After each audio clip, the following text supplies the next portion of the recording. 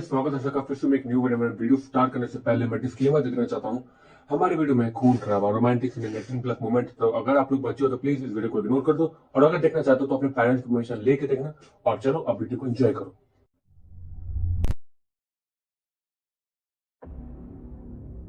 शूरवीर में अब आगे सुनिए चमकीले बिच्छू। कुछ दिनों तक लगातार प्रैक्टिस करने के बाद वीर को अपने शरीर में चेंजेस महसूस होने लगे थे। उसे अपनी बॉडी में एक ठंडापन महसूस होने लगा था। यहां तक कि उसकी बॉडी का टेम्परेचर भी नॉर्मल से 2 डिग्री कम था। लेकिन इससे वीर को किसी भी तरह का डिस्कंफर्ट नहीं लग रहा था, बल्कि उसे तो और ज्यादा ताजगी महसूस हो रही थी। वो खुद को पहले से कहीं ज्यादा फिट महसूस कर रहा था, मानो उसके शरीर के सेल्स एक नई एनर्जी से भर गए हों। जैसे जैसे वो आगे प्रैक्टिस करता रहा, उसकी बॉडी के टेम्परेचर में तो कोई बदलाव नहीं आया, लेकिन उसकी स्किन पहले से कहीं ज्यादा स्मूथ हो गई थी। अब वो अपने आप को देव आश्रम में रहने के लिए तैयार महसूस कर रहा था और 2 दिन तक प्रैक्टिस करने के बाद वीर अब पूरी तरह से तैयार था। कम से कम अब वो देव आश्रम में बिना किसी डर के सर्वाइव कर सकता था। फैमिली के साथ टाइम कहां और कैसे बीत गया, वीर को इस बात का पता ही नहीं चला और जल्द ही उसका देव आश्रम वापस जाने का समय हो गया। टेलीपोर्ट स्टेशन जाने से पहले उसका डॉक्टर खुराना से मिलना जरूरी था। कुछ सवाल थे जिनका जवाब खुद डॉक्टर खुराना ही उसे दे सकते थे। डॉक्टर खुराना ने वीर का कंधा थपथपाते हुए कहा, मैं बहुत खुश हूं वीर कि तुमने इस मिशन को कंटिन्यू करने का फैसला किया है। मुझे तो लगा था कि 3 करोड़ कमाने के बाद तुम टाइटन वापस जाओगे ही नहीं। सोचा तो मैंने भी यही था अंकल, पर सिर्फ 3 करोड़ कमाना ही काफी नहीं है ना। अगर अपनी फैमिली को एक स्टेबल लाइफ देनी है तो मुझे इससे कहीं ज्यादा कमाना होगा। इसीलिए मैंने वापस जाने का डिसीजन लिया है। वीर ने मुस्कुराते हुए जवाब दिया और उसकी बातों से डॉक्टर खुराना बेहद इंप्रेस हुए थे। हालांकि जाने से पहले मैं आपसे कुछ बात करना चाहता था। दरअसल वहां टाइटन पर मुझे अंश गुजराल नाम का एक आदमी मिला था। वो कह रहा था कि वो किसी ग्लोरी आश्रम बेस का है, पर आपने तो मुझे ऐसे किसी बेस के बारे में नहीं बताया था। और तो और वो हाइपर जीन आर्ट्स भी जानता था अंकल, जो कोई छोटी बात नहीं है। आप जानते हैं कि वो कितना एक्सपेंसिव है, इसलिए मुझे शक है कि उसके पीछे किसी बहुत ही इन्फ्लुएंशियल आदमी का हाथ है। हालांकि मैं नहीं जानता कि इस समय अंश गुजराल कहां है, पर मैंने सोचा कि मैं इस बारे में आपको बता तो दो ही। वीर ने जानबूझकर डॉक्टर खुराना को अंश गुजराल की मौत के बारे में नहीं बताया। पहली बात तो वो ये नहीं चाहता था कि डॉक्टर खुराना उसे गलत समझे, और दूसरी बात, अगर अंश गुजराल इन्हीं लोगों के जानने वालों में से हुआ तब वो प्रॉब्लम में पड़ सकता है। ऐसे किसी बेस के बारे में तो मैंने नहीं सुना, और ना ही हमारे ऑर्गेनाइजेशन का ऐसा और कोई बेस है। इसका मतलब कोई और भी है जो इस तरह का सीक्रेट मिशन चला रहा है। पर हमारी ऑर्गेनाइजेशन जैसा दूसरा कौन है? वीर, तुम्हें उसके पास से कोई क्लू मिला क्या? डॉक्टर खुराना कुछ देर तक सोचने के बाद वीर से पूछते हैं। नहीं अंकल, मैंने आपको बताया ना कि मैं उसके बारे में ज्यादा कुछ नहीं जानता। वो तो मुझे बाई चांस टाइटन पर मिला था, शायद किसी एलियन का शिकार कर रहा था। तभी मैंने उसे हाइपर जीन आर्ट का इस्तेमाल करते हुए देखा था, फिर वो मुझे और कहीं नहीं दिखा। वीर डॉक्टर खुराना से आंखें चुराते हुए कहता है। वो नहीं चाहता था कि डॉक्टर खुराना को सच्चाई का पता चले। ठीक है, मैं इसके बारे में पता करता हूं। तुम फिलहाल अपने मिशन पर कंसंट्रेट करो, ठीक है? अब तुम्हें टाइटन पर और सावधान रहने की जरूरत है। और हाँ, एक बात और जो मैं तुम्हें बताना भूल ही गया, तुम्हारा कजन दक्ष भी इस मिशन में शामिल हो गया है। इनफैक्ट अब तक तो वो टाइटन पर पहुंच भी गया होगा। इसका मतलब समझ रहे हो ना? डॉक्टर खुराना की बात सुनकर वीर हैरान रह जाता है। दक्ष टाइटन ग्रह पर कैसे? समझ गया अंकल, मतलब कि अब ये फैमिली ड्रामा टाइटन पर भी चलेगा। जितनी भी कोशिश कर लूं, इन लोगों से तो मेरा पीछा छूटता ही नहीं, वीर ने मुंह बनाते हुए कहा। और उसकी बात सुनकर डॉक्टर खुराना जोर जोर से हंसने लगे। तुम क्यों चिंता कर रहे हो? तुम बस अपने मिशन पर फोकस करो। ज्यादा से ज्यादा खुद को डेवलप करो, बाकी जिसे जो करना है करने दो, ठीक है? डॉक्टर खुराना ने मुस्कुराते हुए वीर से कहा और उनकी बात सुनकर वीर ने बस हाँ में सिर हिला दिया। डॉक्टर खुराना से कुछ देर और बातचीत करने के बाद वीर एक नए उत्साह से एक नए सफर के लिए टेलीपोर्ट स्टेशन की तरफ निकल जाता है। पिछली बार जब वो टाइटन ग्रह गया था तब उसका मकसद सिर्फ पैसे कमाना था, पर अब उसका मकसद सिर्फ पैसे कमाना ही नहीं बल्कि अपनी खुद की एक अलग पहचान बनाना भी था। सिर्फ टाइटन ग्रह पर ही नहीं बल्कि पृथ्वी ग्रह पर भी, और अब तो उसका भाई भी वहां पहुंच गया है। जैसे पहले से ही टाइटन पर उसके दुश्मनों की कोई कमी थी, जो दक्ष भी वहां पहुंच गया। अब ऐसे में वीर कैसे वहां सरवाइव करने के साथ साथ अपनी एक अलग पहचान बनाता है, ये सुनना दिलचस्प रहेगा।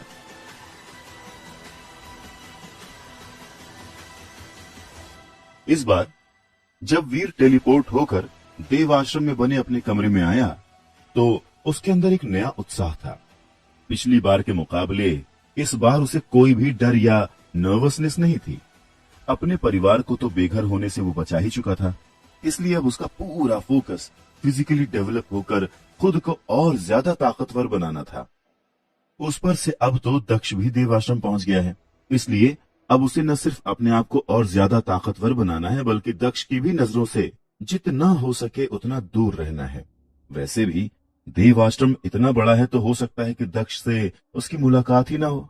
अगर ऐसा होता है तो वीर के लिए इससे अच्छी और कोई बात नहीं हो सकती। वीर को दक्ष से ऐसी कोई प्रॉब्लम नहीं थी। आफ्टर ऑल था तो वो उसका कजन ही, पर दक्ष की जासूसी करने की आदत से वीर बहुत परेशान रहता था। पृथ्वी ग्रह पर भी दक्ष की इसी आदत ने वीर का जीना हराम कर रखा था। अब वो टाइटन पर पृथ्वी ग्रह का इतिहास दोहराना नहीं चाहता था। अगर दक्ष को इस बात पर जरा सा भी शक हो गया कि वीर ही डॉलर हो सकता है तो वो जमीन आसमान एक कर देगा सच्चाई का पता लगाने के लिए। इसलिए वीर का दक्ष से सामना ना ही हो तो वही अच्छा है। पर अफसोस इस बार वीर की किस्मत उसके साथ नहीं थी।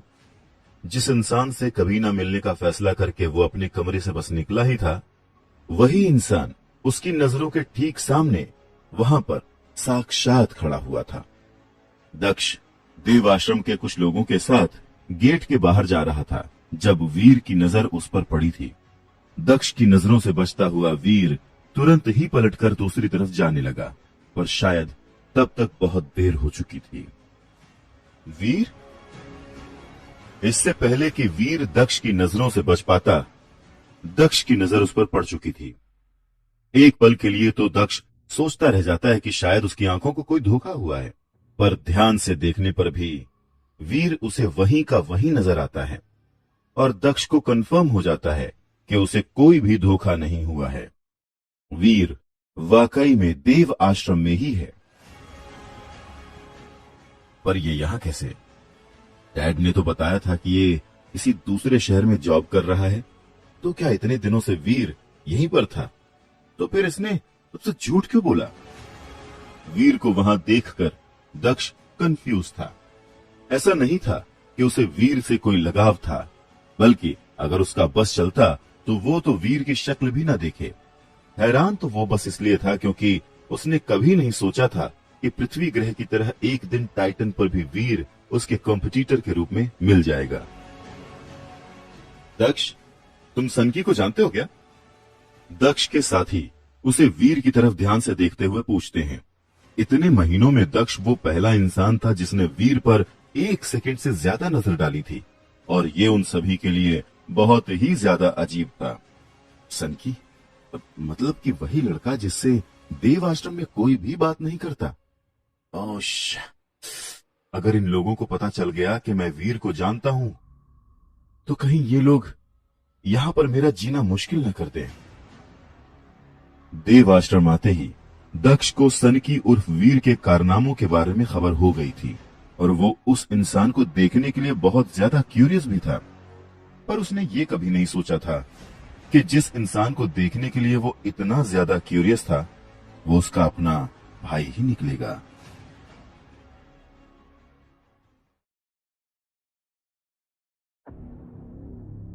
शूरवीर में अब आगे सुनिए।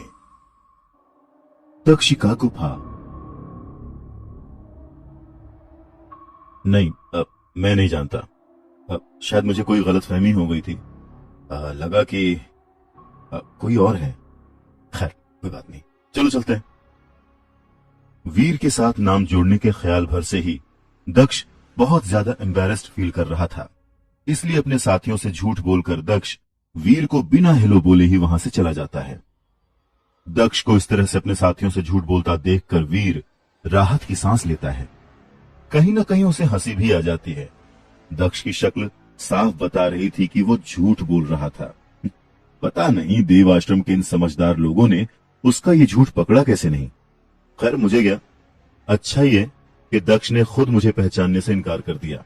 जितना मैं दक्ष को जानता हूं, मेरे सनकी होने के स्टेटस की वजह से अब वो मेरी जासूसी करने की तो सोचेगा भी नहीं। अच्छा ही है, दक्ष खुद ही मुझसे दूर रहेगा, और जब उसे ही मुझसे कोई मतलब नहीं है तो फिर मुझे भी उसके यहां होने से कोई परेशानी तो नहीं होनी चाहिए। और ना ही किसी को ये बताने की जरूरत भी है कि दक्ष मेरा कजिन है और वो झूठ बोल रहा है। जैसे कि सब मेरी बात पर विश्वास कर ही लेंगे।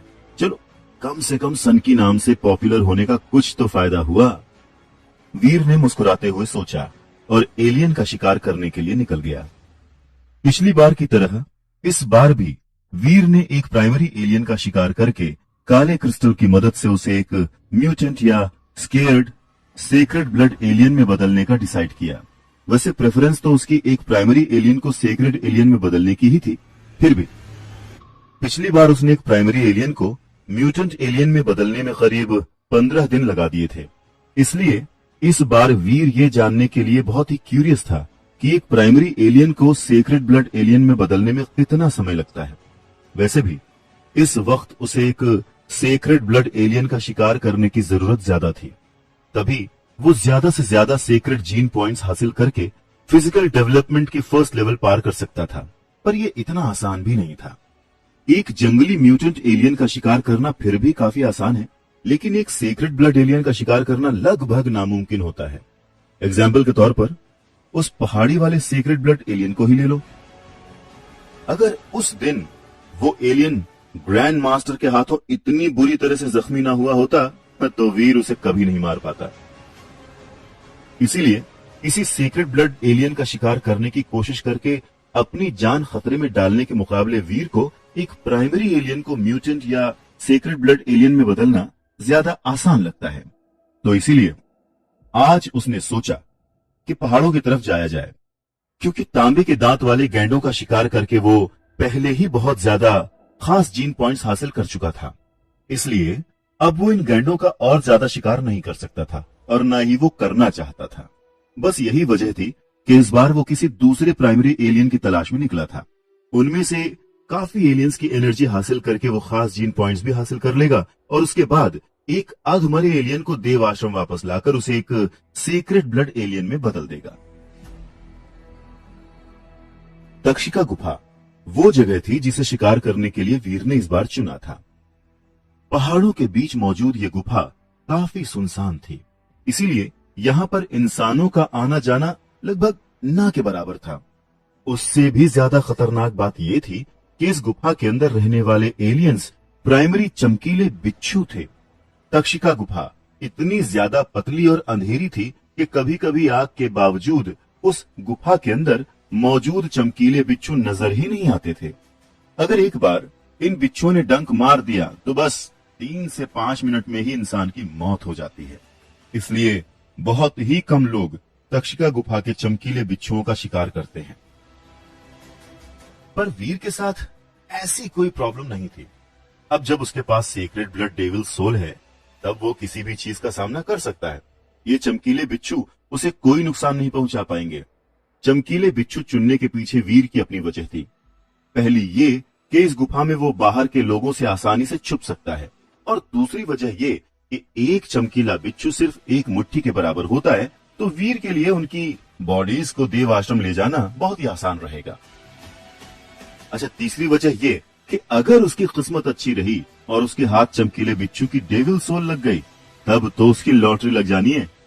चमकीले बिच्छुओं की डेविल सोल से बना हथियार एक मिलिट्री नाइफ के जैसा है जो बहुत ही शार्प और जहरीला होता है। इसीलिए एक प्राइमरी डेविल सोल होने के बावजूद इसकी कीमत एक म्यूटेंट डेविल सोल के बराबर है। गुफा के पास पहुंचकर वीर ने अपने आसपास देखा और जब एक बार उसे इस बात का विश्वास हो गया कि आसपास कोई नहीं है तो उसने तुरंत ही अपना सुनहरा कवच पहन लिया और गुफा के अंदर चला गया। अब क्योंकि देवाश्रम में अभी भी लाइट के मॉडर्न तरीके शुरू नहीं हुए थे, इसीलिए वीर को मशाल का इस्तेमाल करना पड़ रहा था। लेकिन बावजूद इसके मशाल से भी वो बस कुछ ही फीट दूर तक देख पा रहा था। उस पर से जब पत्थरों के माइका से लाइट रिफ्लेक्ट हो रही थी तब तो उसके लिए छुपे हुए बिच्छुओं को देखना और ज्यादा मुश्किल हो रहा था। अचानक एक टन की आवाज के साथ वीर को महसूस हुआ कि उसके पैरों से कोई चीज टकराई है। मशाल की रोशनी से जब वीर ने नीचे देखा तो उसे अपनी मुट्ठी के साइज का एक बिच्छू अपने पैर पर डंक मारता हुआ दिखा था। फॉर्चुनेटली वीर के पैर भी कवच से ढके हुए थे, इसीलिए बिच्छू के डंक से उसे बिल्कुल भी चोट नहीं आई। उल्टा उसने खुद उस चमकीले बिच्छू को अपने पैर से मसल कर मार डाला। उस चमकीले बिच्छू के मरते ही वीर के सामने उसकी पावर स्क्रीन आ गई जिस पर लिखा था, प्राइमरी एलियन चमकीला बिच्छू मारा गया। आपको कोई डेविल सोल हासिल नहीं हुई है। 0 से 10 प्राइमरी जीन पॉइंट्स हासिल करने के लिए इसकी एनर्जी हासिल करें। वीर ने जब उस मरे हुए चमकीले बिच्छू को जमीन से उठाया तो वो बहुत ही हल्का लग रहा था। उसने उसे अपने बैग में रखकर गुफा के अंदर की तरफ आगे बढ़ना शुरू किया। सुनहरे कवच की प्रोटेक्शन के साथ वीर को रास्ते में जो भी चमकीला बिच्छू मिला वो उसे मारता चला गया और तकरीबन 1 घंटे के बाद उसके बैग में करीब 100 चमकीले बिच्छू इकट्ठा हो गए थे। अपनी तो जैसे तैसे थोड़ी ऐसे या वैसे आपका क्या होगा जनाबे अली, हैं बिच्छुओं, क्या होगा तुम्हारा? बस इसी तरह से गाना गाते हुए वीर उन चमकीले बिच्छुओं को मारता चला जा रहा था और अपने बैग में इकट्ठा करता चला जा रहा था। उसे देख के तो ऐसा लग रहा था जैसे इन बिच्छुओं को मारने में उसे जरा सी भी तकलीफ नहीं हो रही है, उल्टा मजा आ रहा है। और जिस तरह से वो ये गाना गाते हुए बिच्छुओं को मार रहा था उससे ऐसा लग रहा था कि वो किसी फिल्म का हीरो हो जो गाना गाते गाते विलन्स को मार रहा हो। ये फीलिंग भी कमाल की थी। कुछ महीनों पहले तक तो वो ऐसे एलियंस के आसपास जाने से भी डरता था और आज देखो वो गाना गा रहा है और इन चमकीले बिच्छुओं को मार भी रहा है। डॉलर! अचानक से अपना नाम सुनकर वीर चौंक जाता है। डॉलर? यानी कि मेरा नाम किसने बुलाया यहाँ पर? कौन है ऐसा यहाँ पर जो मुझे जानता है? क्या कोई मेरा पीछा कर रहा था? पर कौन? और सबसे बड़ी बात, यह आदमी दोस्त है या दुश्मन, मुझे तो पता ही नहीं है। वीर के मन में कई सवाल चल रहे थे पर उसके पास उसके किसी भी सवाल का कोई जवाब नहीं था। तक्षका गुफा के अंदर किसी इंसान का होना और उससे भी ज्यादा हैरानी की बात उस इंसान का वीर को डॉलर के रूप में पहचानना, दोनों ही सिचुएशन वीर के लिए खतरे से खाली नहीं थी। अवनी? वीर के कभी सपने में भी नहीं आया होगा कि गुफा के अंदर उसका सामना अवनी शेरगिल से होगा। पर सवाल यह था कि अवनी यहां पर कर क्या रही थी? कहीं ये उस सेक्रेड ब्लड डेविल सोल और गियर के लिए मेरा पीछा तो नहीं कर रही? ये ख्याल आते ही वीर तुरंत ही उल्टे पांव वहां से भागने लगता है। वैसे भी जब से गलती से उसने अवनी के पीछे से वार किया था तब से उसे अवनी से बात करना तो दूर, उसके सामने आने से भी डर लगता था। उस पर से इस वक्त पूरा देवाश्रम डॉलर को ढूंढ रहा है। खुद अवनी भी डॉलर की तलाश में है, तो ऐसे में वीर का अवनी से सामना होना तो और भी खतरनाक था। नहीं रुको, सुनो, देखो, मुझे तुम्हारे और ग्रैंड मास्टर की दुश्मनी से कोई फर्क नहीं पड़ता और ना ही मैं तुम्हें कोई नुकसान पहुंचाना चाहती हूं। वैसे भी इस वक्त मैं जिस हालत में हूं उसमें मैं अगर चाहूं तो भी तुम्हें कुछ नुकसान नहीं पहुंचा सकती, इसलिए प्लीज रुक जाओ, दोनों भागो मत। वीर को भागता हुआ देखकर अवनी जल्दी जल्दी उसे रोकते हुए चिल्लाने लगी। अवनी की बात सुनकर वीर के कदम वहीं के वहीं रुक गए और जब वो अवनी की तरफ मुड़ा तो उसने देखा कि अवनी की एड़ी बुरी तरह से जख्मी और सूजी हुई थी। वीर को यह समझते देर नहीं लगी कि अवनी को किसी जहरीले बिच्छू ने डंक मार दी है।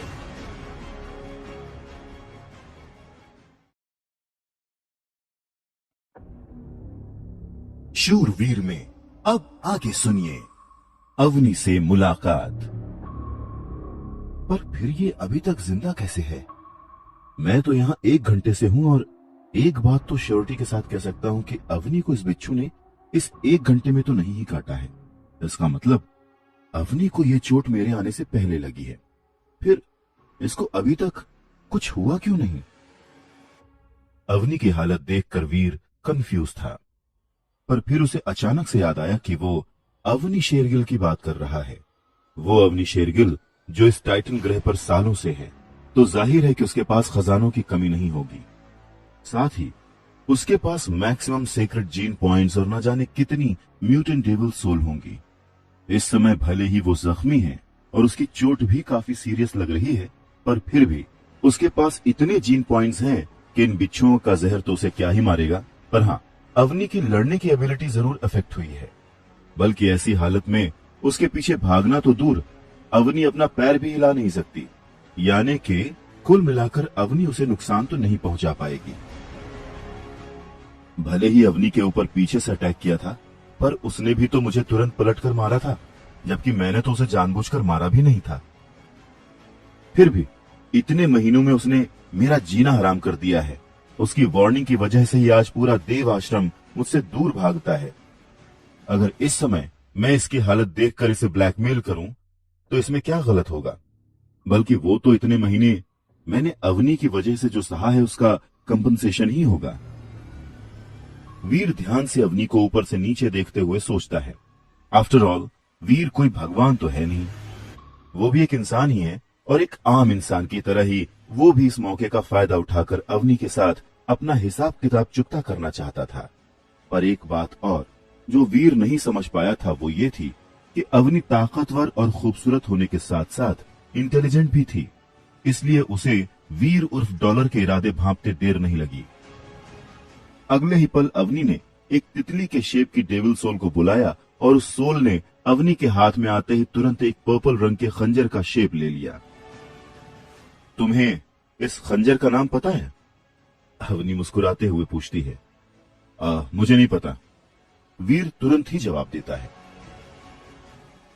अवनी की इस मुस्कुराहट के पीछे वीर को उसके इरादे साफ नजर आ रहे थे। तुम अगर मुझे चोट पहुंचाने का सोचोगे भी तो बचोगे तुम भी नहीं। वैसे भी इस खंजर की चमक देखकर वीर इतना तो समझ गया था कि अवनी ने उस खंजर को उसकी खूबसूरती के लिए तो नहीं ही बुलाया है।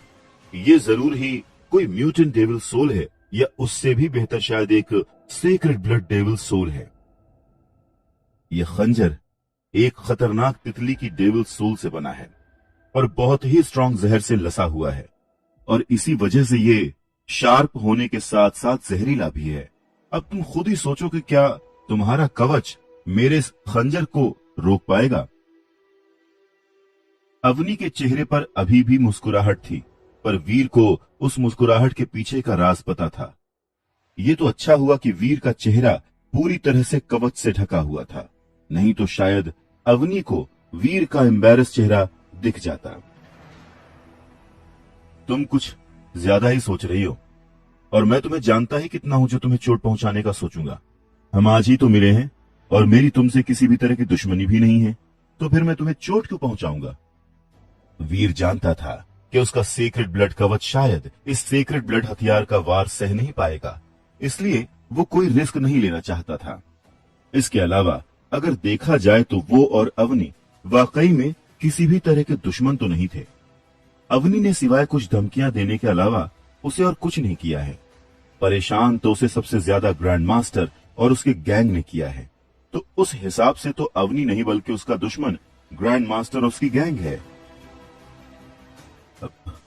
मैं चल नहीं सकती। अगर तुम मुझे इस गुफा से बाहर सेफली ले जाते हो तो मैं तुम्हें एक शानदार इनाम दूंगी। अवनी ने मुस्कुराते हुए अपना खंजर वापस रख लिया। वो समझ गई थी कि कम से कम अब उसे डॉलर से कोई खतरा नहीं है। पर तुम यहाँ पर अकेले कर क्या रही हो? मेरा मतलब ऐसी खतरनाक जगह पर तुम्हारा अकेले आना डेंजरस नहीं है? कम से कम अपने साथ कुछ लोगों को तो लेकर आना चाहिए था ना? वीर अवनी की बात पर तुरंत अग्री नहीं होता है, बल्कि वो तो इस बात को जानने के लिए काफी ज्यादा क्यूरियस था कि आखिर अवनी गुफा में इतनी दूर तक आई कैसे। रास्ते में तो वीर को एक भी मरा हुआ चमकीला बिच्छू नहीं दिखा, फिर कैसे? तुम भी तो यहाँ अकेले आए हो, मैंने तो तुमसे ये सवाल नहीं किया। जस्ट बिकॉज मैं लड़की हूं तो क्या मैं अकेले इन ताकतवर एलियंस का शिकार नहीं कर सकती? खैर, मैं बस एक म्यूटेंट चमकीले बिच्छू को मारना चाहती थी, पर ये चमकीले बिच्छू मैंने जितना सोचा था उससे कहीं ज्यादा खतरनाक निकले। जैसे ही मेरी खुशबूदार अगरबत्ती बुझना शुरू हुई, इन बिच्छुओं ने मुझ पर अटैक करना शुरू कर दिया, और जब मेरी खुशबूदार अगरबत्ती पूरी तरह से बुझ गई, तब मेरा इस गुफा से निकलना नामुमकिन हो गया, क्योंकि मेरी खुशबूदार अगरबत्ती बुझ गई थी। इसीलिए प्राइमरी बिच्छुओं ने भी मुझसे डरना बंद कर दिया। हालांकि प्राइमरी बिच्छुओं का सामना करने में मुझे कोई परेशानी नहीं हुई, लेकिन फिर एक म्यूटेंट चमकीले बिच्छू ने मुझे डंक मार दिया, और उसके बाद से मेरा इस गुफा से निकलना और भी ज्यादा मुश्किल हो गया, बल्कि कहूं कि नामुमकिन है।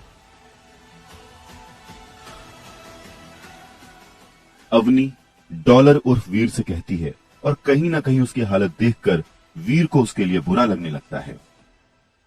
तुम ही हो ना वो जो पैसे के लिए जय को सामान बेचते हो? मुझे यहां से बाहर ले चलो, बदले में तुम जो भी कीमत मांगोगे मैं तुम्हें दूंगी। वीर को सोचते हुए खड़ा देखकर अवनी एक बार फिर उससे कहती है, आफ्टर ऑल डॉलर से उसका कोई रिश्ता थोड़ी ना है जो वो बिना किसी कीमत के अवनी की मदद करेगा। तो क्या तुम्हें एक म्यूटेंट चमकीले बिच्छू ने डंक मारा है? ओह गॉड। वीर हैरानी से अवनी को देखता है। ये लड़की वीर ने जितना सोचा था उससे कहीं ज्यादा स्ट्रांग है। हाँ, अगर मुझे किसी प्राइमरी चमकीले बिच्छू ने डंक मारी होती तो मैं तुम्हें मदद के लिए बुलाती भी नहीं। अवनी इस तरह से कहती है मानो उसके लिए ये कोई बड़ी बात ना हो। वीर जानता था कि अवनी की खुशबूदार अगरबत्ती ने ही इन बिच्छुओं को उससे दूर रखा था, तो जाहिर है कि अवनी ने यह सोचा होगा कि डॉलर उर्फ वीर ने भी यही तरीका अपनाया होगा। पर जो बात अवनी नहीं जानती थी वो ये थी कि वीर ने सभी चमकीले बिच्छुओं को मारकर यहां तक का रास्ता तय किया था, इसलिए अब वहां एक भी चमकीले बिच्छू नहीं बचे हैं। अगर उसे पता होता तो शायद वो खुद ही चलकर यहां से चली जाती। तो क्या उस म्यूटेंट बिच्छू को तुमने मारा नहीं? एक बार फिर वीर अवनी की बात मानने के बजाय उसी से सवाल करता है। हाँ, मैंने उसे मारा था, पर मुझे कोई डेविल सोल हासिल नहीं हुई, और जिस तरह से इस जगह पर बिच्छू मरे पड़े हैं, ऐसे में कोई भी इनकी एनर्जी हासिल नहीं कर सकता। अवनी गहरी सांस लेते हुए कहती है। कहीं ना कहीं अब उसका पेशेंस जवाब दे रहा था। वो पहले ही बहुत दर्द में थी, उस पर से डॉलर उसकी मदद करने के बजाय उससे सवाल पर सवाल किए जा रहा था। ठीक है, मैं तुम्हारी मदद करने के लिए तैयार हूं। मैं तुम्हें इस गुफा के बाहर ले जाऊंगा, लेकिन बदले में मुझे पैसे नहीं बल्कि एक म्यूटेंट डेविल सोल चाहिए। वीर अवनी को अपना फाइनल ऑफर देता है, और उसकी बात सुनकर अवनी उसे ऊपर से नीचे तक ध्यान से देखती है। तुम्हें नहीं लगता कि तुम कुछ ज्यादा ही लालची हो? अवनी ने अपनी भौहें सिकोड़ते हुए वीर से कहा। उसे लगा था कि डॉलर सिर्फ पैसों के लिए ही उसकी मदद करने को तैयार हो जाएगा, पर उसके तो कुछ और ही इरादे हैं। मिस अवनी, तुम्हारे लिए एक म्यूटेंट डेविल सोल कौन सी बड़ी बात है?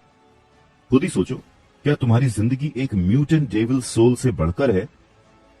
वीर हल्का सा स्माइल करते हुए कहता है। वीर के कवच की वजह से अवनी को उसकी स्माइल तो नहीं दिख रही थी, पर उसकी टोन सुनकर अवनी को ऐसा लग रहा था जैसे मानो वो उसका मजाक बना रहा हो।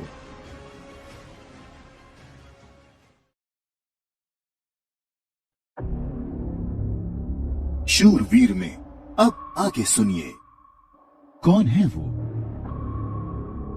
वीर ने अवनी को गुफा से बाहर ले जाने के लिए उसके सामने अपनी शर्तें रखी थीं, और कोई और ऑप्शन न होने पर अवनी के पास वीर की बात मानने के अलावा कोई और रास्ता नहीं बचा था। अवनी ने कहा, ठीक है, जैसा तुम कहो। वेरी गुड, तो फिर ये डील रही। मैं वादा करता हूं कि मैं तुम्हें सही सलामत इस गुफा से बाहर निकालूंगा। वीर अवनी की तरफ अपना हाथ बढ़ाते हुए कहता है। अवनी अभी भी श्योर नहीं थी कि क्या वो डॉलर पर पूरी तरह से भरोसा कर सकती है, और अगर तुम अपना वादा पूरा नहीं कर पाए तो? अवनी ने अपनी तरफ बढ़े हुए वीर के हाथ को देखते हुए उससे कहा, ये डॉलर का कमिटमेंट है मैडम, और एक बार जो मैंने कमिटमेंट कर ली तो फिर तो मैं अपने आप की भी नहीं सुनता। वीर की बात सुनकर अवनी ने अजीब सा मुंह बनाया और मन में सोचा, ये आदमी कुछ ज्यादा ही फिल्मी है। ठीक है मिस्टर कमिटमेंट मैन, अब ये डायलॉग बाजी बंद करो और मुझे यहां से बाहर निकालो। अवनी वीर के बढ़े हुए हाथ से हाथ मिलाते हुए कहती है और वीर के चेहरे पर एक बड़ी सी स्माइल आ जाती है। जब अवनी ने उससे हाथ मिलाया तो कहीं ना कहीं वीर को अंदर बहुत कुछ महसूस हुआ।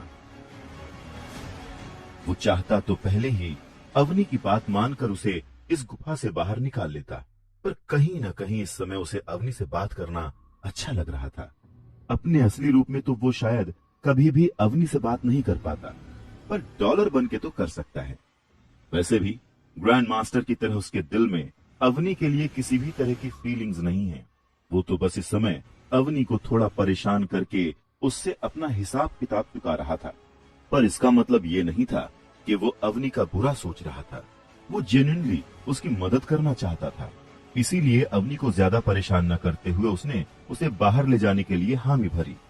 पर इस समय जो दो लोग एक दूसरे से हाथ मिला रहे थे, क्या वो आगे कभी एक दूसरे से मिलेंगे? पता नहीं। पता तो ये भी नहीं है कि यहां से इन दोनों का रिश्ता क्या मोड़ लेगा।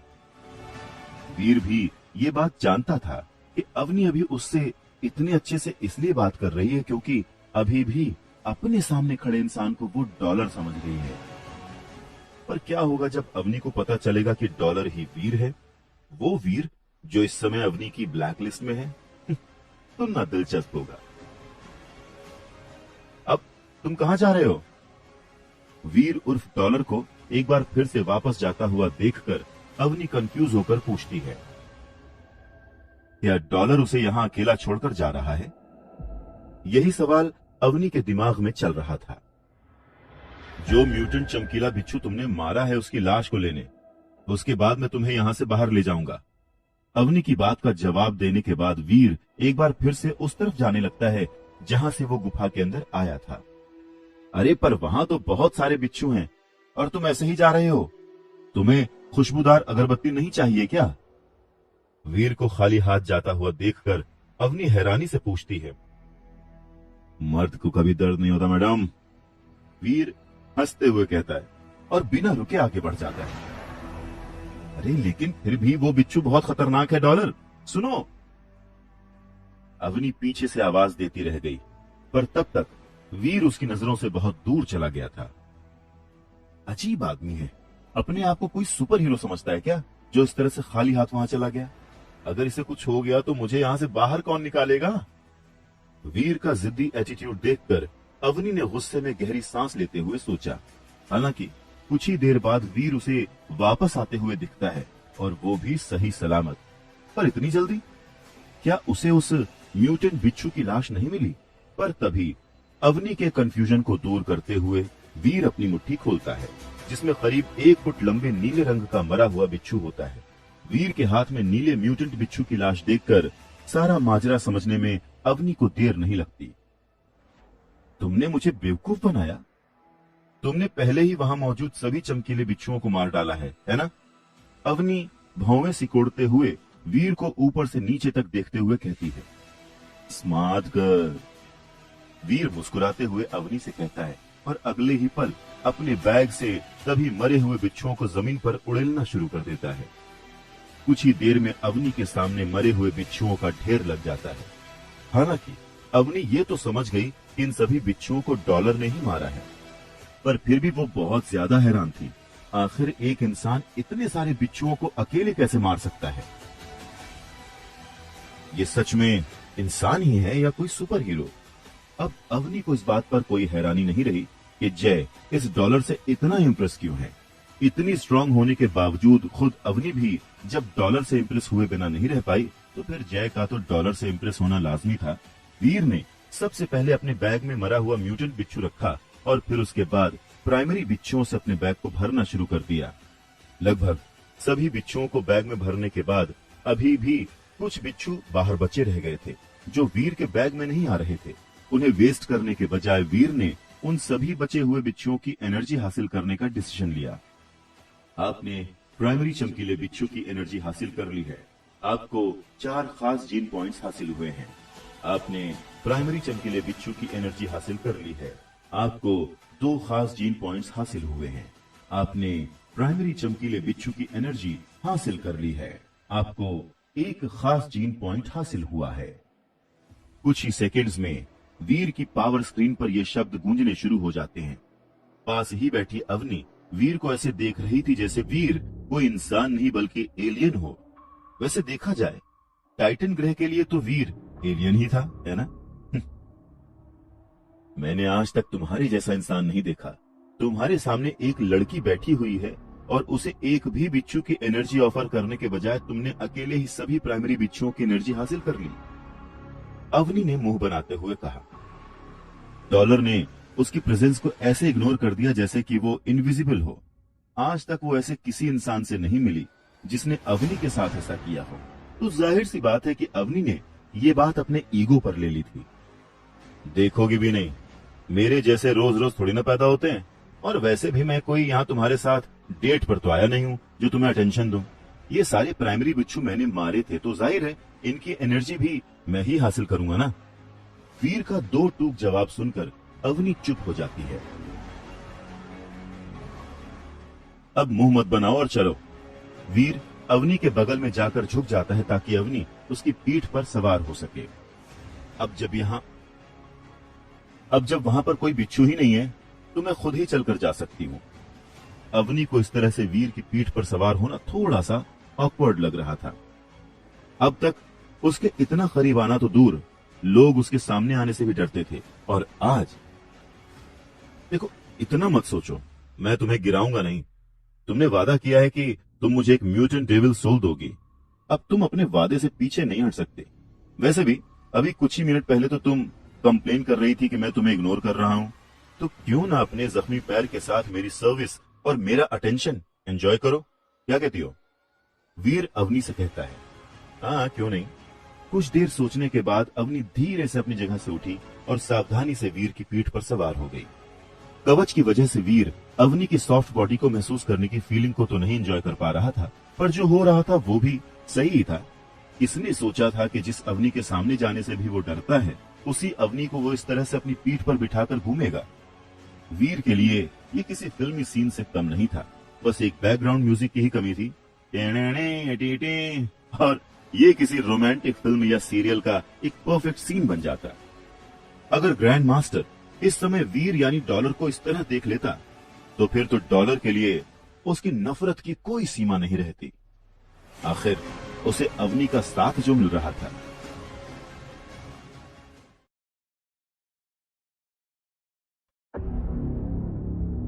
शूरवीर में अब आगे सुनिए 6 करोड़। अवनी का वेट बहुत ज्यादा नहीं था, इसलिए वीर को उसे लेकर चलने में कोई परेशानी तो नहीं हो रही थी। और वैसे भी अगर अवनी का वेट ज्यादा भी होता तब भी जितने जीन पॉइंट्स इस समय वीर के पास हैं, उससे उसे अवनी को इस तरह लेकर चलने में कोई परेशानी नहीं हो रही थी। तक्षिका गुफा से बाहर निकलने में वीर को ज्यादा समय नहीं लगा और कुछ ही मिनटों में वो गुफा के बाहर खड़ा था। अवनी अभी भी वीर की पीठ पर सवार थी। वीर ने अवनी से पूछा, तो मैडम कहां पर जाना है आपको? देवाश्रम। अवनी ने धीरे से जवाब दिया और वीर बिना उससे कुछ कहे उसे देवाश्रम की तरफ लेकर जाने लगा। अवनी ये बात एक्सेप्ट नहीं करना चाहती थी, पर कहीं ना कहीं उसे ये स्पेशल ट्रीटमेंट अच्छा लग रहा था। आफ्टर ऑल एक लड़की कितनी ही स्ट्रांग क्यों ना हो, स्पेशल ट्रीटमेंट तो सभी को अच्छा लगता है ना? भले ही डॉलर ये जिस भी वजह से कर रहा था, पर कुछ पलों के लिए ही सही उसके इस जेस्चर ने अवनी के दिल को छू लिया था। तकरीबन 1 घंटे तक चलने के बाद वो दोनों देव आश्रम के करीब पहुंच गए थे और वीर ने धीरे से अवनी को अपनी पीठ से उतार दिया। इसके आगे मैं तुम्हारे साथ नहीं जा सकता। तुम्हें तो पता ही है इस समय देव आश्रम में क्या हालात है, तो यहाँ से तुम्हें अपना रास्ता खुद ही तय करना होगा। टेंशन मत लो, देव आश्रम के करीब होने की वजह से यहाँ लोगों का आना जाना लगा रहता है। कुछ देर इंतजार करो, कोई ना कोई तुम्हें वापस ले ही जाएगा। वीर ने अवनी से कहा और उसकी बात को समझते हुए अवनी ने सिर हिलाकर अपनी सहमति जाहिर की। ऑफ कोर्स वो जानती है कि कैसे इस समय देव आश्रम में सब डॉलर की तलाश में लगे हुए हैं। उसने खुद भी तो जय को डॉलर का पता लगाने के लिए भेजा था, और अब जब डॉलर ने अवनी की इतनी मदद की है तो इतना तो वो उसके लिए कर ही सकती है। अब मेरी म्यूटेंट डेविल सोल, वीर ने अवनी की तरफ अपना खाली हाथ बढ़ाते हुए कहा, और अवनी ने भी बिना किसी हिचक के एक काले रंग की बिल्ली के शेप की डेविल सोल वीर के हाथों में थमा दिया। मैंने जय के हाथों तुम्हारे पास एक मैसेज भिजवाया था, तो क्या सोचा है तुमने उसके बारे में? क्या तुम मुझे वो सेक्रेड ब्लड डेविल सोल और गियर बेचोगे? अवनी वीर को उम्मीद भरी निगाहों से देखते हुए पूछती है। उस दोधारी सुनहरी कुल्हाड़ी की तुम क्या कीमत दोगी? वीर अवनी से पूछता है। 2 करोड़ ठीक है? बस 2 करोड़ रुपए? इतने में तो मुझे कहीं म्यूटेंट डेविल सोल भी नहीं मिलेगी। वीर भौं सिकोड़ते हुए कहता है। हाँ, वो सीक्रेट ब्लड गियर बहुत अच्छा है, लेकिन बहुत भारी भी है। उसे कहीं भी लेकर आने जाने में बहुत ज्यादा दिक्कत होगी, जबकि वो सीक्रेट ब्लड डेविल सोल बहुत ही काम की चीज है। इसलिए उस सीक्रेट ब्लड गियर के लिए 2 करोड़ कम नहीं है। हाँ, अगर तुम मुझे वो सीक्रेट ब्लड डेविल सोल बेचते हो तो मैं तुम्हें 20 करोड़ दूंगी। अवनी वीर को समझाते हुए कहती है, पर वीर उस सीक्रेट ब्लड डेविल सोल को बेचने के मूड में नहीं था। एक mutant devil soul plus 2 crore, उस सीक्रेट ब्लड गियर की कीमत। वीर एक बार फिर से अवनी से कहता है, देखो, मैं पहले ही तुम्हें एक म्यूटेंट डेविल सोल दे चुकी हूं, तो उसे तो तुम भूल ही जाओ। मैं तुम्हें उस सीक्रेट ब्लड गियर के 5 करोड़ देने को तैयार हूं। ठीक है, म्यूटेंट डेविल सोल नहीं तो 2 म्यूटेंट एलियन की एनर्जी और 2 करोड़, इसमें तो कोई परेशानी नहीं होनी चाहिए। वीर की बेतुकी डिमांड से अब अवनी इरिटेट हो रही थी, पर फिर उसे वो सीक्रेट ब्लड गियर भी चाहिए था। देखो, तुम बहुत ज्यादा डिमांड कर रहे हो और मुझे ब्लैकमेल कर रहे हो। फाइनल ऑफर 6 करोड़ का है, उससे ज्यादा नहीं, ठीक है? आफ्टर ऑल, उस सीक्रेट ब्लड गियर को लेकर मैं कहीं आ जा नहीं सकती। अवनी अपना फाइनल ऑफर देते हुए कहती है, और उसकी बात सुनकर वीर थोड़ा सोच में आ जाता है। ठीक है फिर, पैसे तैयार रखना, मैं जय को बता दूंगा कि पैसे उसे कब और कहां लाने हैं। इतना कहकर वीर अपना बैग उठाता है और वहां से जाने लगता है। तुम सच में उस सीक्रेट ब्लड डेविल सोल को बेचना नहीं चाहते? 20 करोड़ कोई छोटी रकम तो नहीं है, और ये तो सिर्फ एक ऑफर है। अगर तुम चाहो तो हम इसके बारे में और डिस्कस कर सकते हैं। वीर को जाता हुआ देखकर अवनी पीछे से कहती है। कहीं ना कहीं उसे यह उम्मीद थी कि शायद डॉलर अपना मन बदल दे।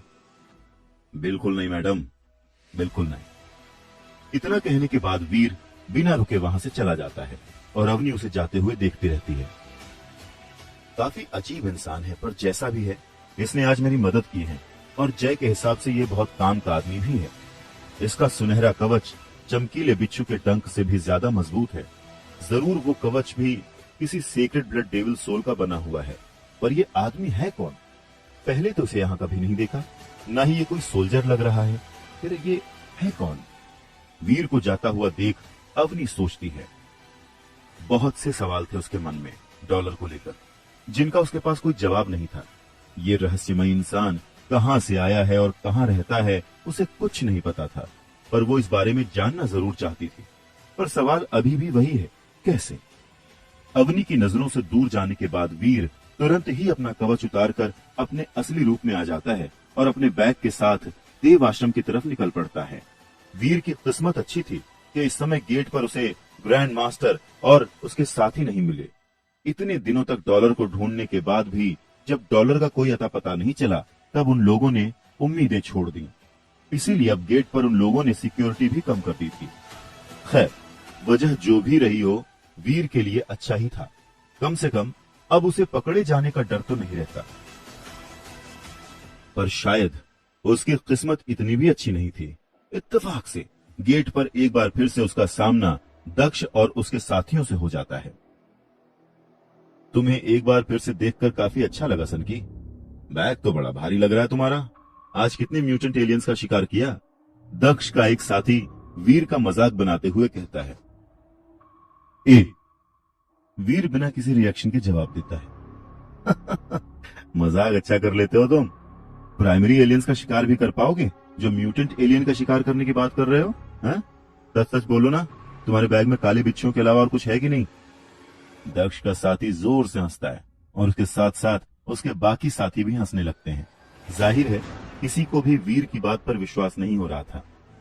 दक्ष, ध्यान से इस इंसान को देख लो, आइंदा से इसे कोई और समझने की भूल मत कर बैठना। अगर सच में तुम्हारा इस इंसान से कोई भी लेना देना हुआ तब तो समझ लो कि बैड लक पूरी जिंदगी तुम्हारे साथ रहेगा। दक्ष का साथी उसका कंधा थपथपाते हुए कहता है, पागल है क्या? मैं किसी सनकी को नहीं जानता। वीर के बारे में ये सारी बातें सुनकर दक्ष बहुत ही एम्बैरस महसूस कर रहा था। यही वजह थी कि एक बार फिर उसने वीर को पहचानने से इनकार कर दिया। वीर को इस बात से जरा भी फर्क नहीं पड़ा कि दक्ष ने उसके मुंह पर ही उसे पहचानने से इनकार कर दिया था। उसके लिए तो अच्छा ही था कि दक्ष उससे दूर ही रहे। इसीलिए वो उन लोगों से बिना कुछ कहे अपने कमरे की तरफ चला जाता है। गाइस, मैं 1 मिनट में आता हूं। दक्ष ऐसे ही कोई बहाना बनाकर वहां से चला जाता है। उसके दोस्तों को उसका इस तरह से अचानक जाना अजीब सा तो लगता है, पर वो लोग सोच रहे थे कि कोई बात नहीं, शायद वाकई दक्ष को कुछ काम हो। वीर अपने कमरे के अंदर जाने ही वाला होता है कि तभी कोई अचानक से उसे खींचकर एक सुनसान कोने में ले जाता है। दक्ष को अपने सामने देखकर वीर हैरान था। अभी थोड़ी देर पहले ही तो दक्ष ने सबके सामने उसे पहचानने से इनकार कर दिया था, फिर अब उसे इस तरह से खींचकर यहां लाने का क्या मतलब? दक्ष तुरंत ही अपने आसपास देखकर ये पक्का करता है कि उन लोगों के अलावा वहां और कोई नहीं है।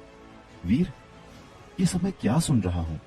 तुम्हें यहां पर सब सनकी बुलाते हैं। आखिर तुमने यहां इतने कम समय में इतनी गड़बड़ कैसे कर दी? और सबसे जरूरी बात, तुम यहां कर क्या रहे हो?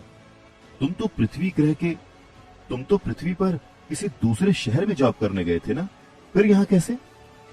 दक्ष के सवालों का जवाब देने के बजाय वीर चुपचाप खड़ा रहता है।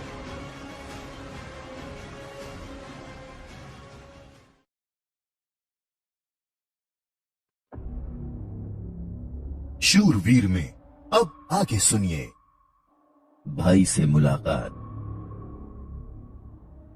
अब चुप क्यों खड़े हो? जवाब दो। अभी यहां आए तुम्हें कुछ ही महीने हुए हैं और तुमने अवनी शेरगिल और ग्रैंड मास्टर दोनों के गैंग्स के साथ दुश्मनी मोल ले ली। भाई वाह! और ऐसा कर भी कैसे लिया तुमने? बताओ। वीर को चुपचाप खड़ा हुआ देखकर दक्ष इरिटेट हो रहा था।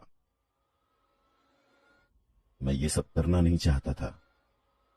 दक्ष के हर सवाल का वीर के पास बस यही एक जवाब था, और वीर का ये एक लाइन का जवाब सुनकर दक्ष और ज्यादा इरिटेट हो गया। दक्ष ने वीर को घूर कर देखते हुए कहा, मुझे उस सबसे कोई फर्क नहीं पड़ता। मैं बस इतना जानना चाहता हूं कि अगर किसी को पता चला कि मैं तुम्हारा भाई हूं तो मेरा हाल भी तुम्हारे जैसा हो जाएगा। अपनी की हुई बेवकूफियों के जिम्मेदार तुम खुद हो और मैं उसका हिस्सा नहीं बनना चाहता, समझ गए तुम? इसलिए अगर तुमने किसी को भी बताया कि तुम मेरे भाई हो या मुझे जानते हो तो तुम्हारी सेहत के लिए अच्छा नहीं होगा। मैं पहले से बता देता हूं। तुमने तो अपना बेड़ा गर्क कर ही रखा है, पर मैंने यहां अभी अभी शुरुआत की है और मुझे बहुत आगे जाना है, इसलिए मुझसे तुम दूर ही रहना, समझे? श्योर। वैसे भी मुझे कोई शौक नहीं है कि तुम्हें अपना भाई कहता रहूं। वीर दक्ष को बहुत अच्छे से जानता था। बचपन से ही दक्ष ने हमेशा वीर को हर समय हर जगह नीचा दिखाने की कोशिश की है, तो फिर इस एलियन प्लेनेट में उसका वीर को सपोर्ट करने का कोई सवाल ही नहीं उठता। वैसे अगर देखा जाए तो वीर को किसी के सपोर्ट की जरूरत थी भी नहीं। दक्ष के सपोर्ट की तो बिल्कुल भी नहीं थी, इसलिए उसे दक्ष की बात मानने में बस 1 मिनट लगा। बढ़िया है, इस बात को मानने में ही तुम्हारी भलाई है। इस डर से कि कहीं कोई उसे वीर के साथ न देख ले, इतना कहकर दक्ष वहां से तुरंत चला गया। पता नहीं इसको किस बात का डर है। मैं कौन सा मरा जा रहा हूं कि पूरी दुनिया में ये बताता फिरूं, ये मेरा भाई है, ये मेरा भाई है। जब इन लोगों से मेरा कोई रिश्ता ही नहीं बचा तो फिर इसे डर किस बात का है? खैर छोड़ो, ये तो शुरू से ही ऐसा है। मुझे इससे या इसकी बातों से कोई फर्क नहीं पड़ता। दक्ष को जाता हुआ देखकर वीर सोच में पड़ जाता है। दक्ष को जाता हुआ देखकर वीर सोचता है और फिर अपने कमरे की तरफ निकल जाता है। अपने कमरे में पहुंचकर वीर म्यूटेंट चमकीले बिच्छू को अलग करके बाकी सभी बिच्छू जय को बेचने का फैसला करता है। हालांकि सिर्फ 15 दिनों में ही काले क्रिस्टल की मदद से वो एक प्राइमरी एलियन को म्यूटेंट एलियन में बदल सकता है, लेकिन इस बार वो उस काले क्रिस्टल का इस्तेमाल एक म्यूटेंट एलियन को सीक्रेट ब्लड एलियन में बदलने के लिए करना चाहता था। आधी रात में वीर मरे हुए चमकीले बिच्छुओं से भरा एक बैग और एक नोट जय के कमरे के बाहर रखता है और 3-4 बार दरवाजा खटखटाकर पास ही एक गैलरी में छुप जाता है। वीर इस बात का खास ध्यान रखता है कि जय अपने कमरे के बाहर रखे उस बैग और नोट को जरूर उठा ले। जय की खुशी का ठिकाना नहीं रहा जब उसे अपने कमरे के सामने मरे हुए चमकीले बिच्छुओं से भरा एक बैग मिला और उसे ये समझने में देर नहीं लगी कि ये बैग किसने उसके कमरे के सामने छोड़ा है। आखिर डॉलर के अलावा दूसरा कौन हो सकता है। तभी जय की नजर उस बैग के साथ रखे नोट पर पड़ती है। उसने एक्साइटेड होकर उस नोट को खोलकर देखा, जिस पर लिखा था, तुम्हारी बॉस से मेरी डील हो गई है। कल टिड्डों के इलाके में एक चमकीले बिच्छुओं की कीमत और अवनी से डील के पैसे लेकर पहुंच जाना। कल टिड्डों के इलाके में इन चमकीले बिच्छुओं की कीमत और अवनी से डील के पैसे लेकर पहुंच जाना। एक बार फिर से उस नोट पर कोई नाम नहीं लिखा था, पर जय जानता था कि ये नोट डॉलर ने ही भेजा है। चलो अच्छा ही है, अब कम से कम अवनी उसकी जान तो नहीं खाएगी। पर एक मिनट, अवनी और डॉलर कब और कैसे मिले?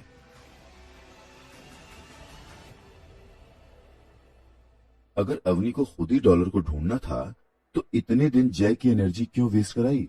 जय की समझ में कुछ भी नहीं आ रहा था।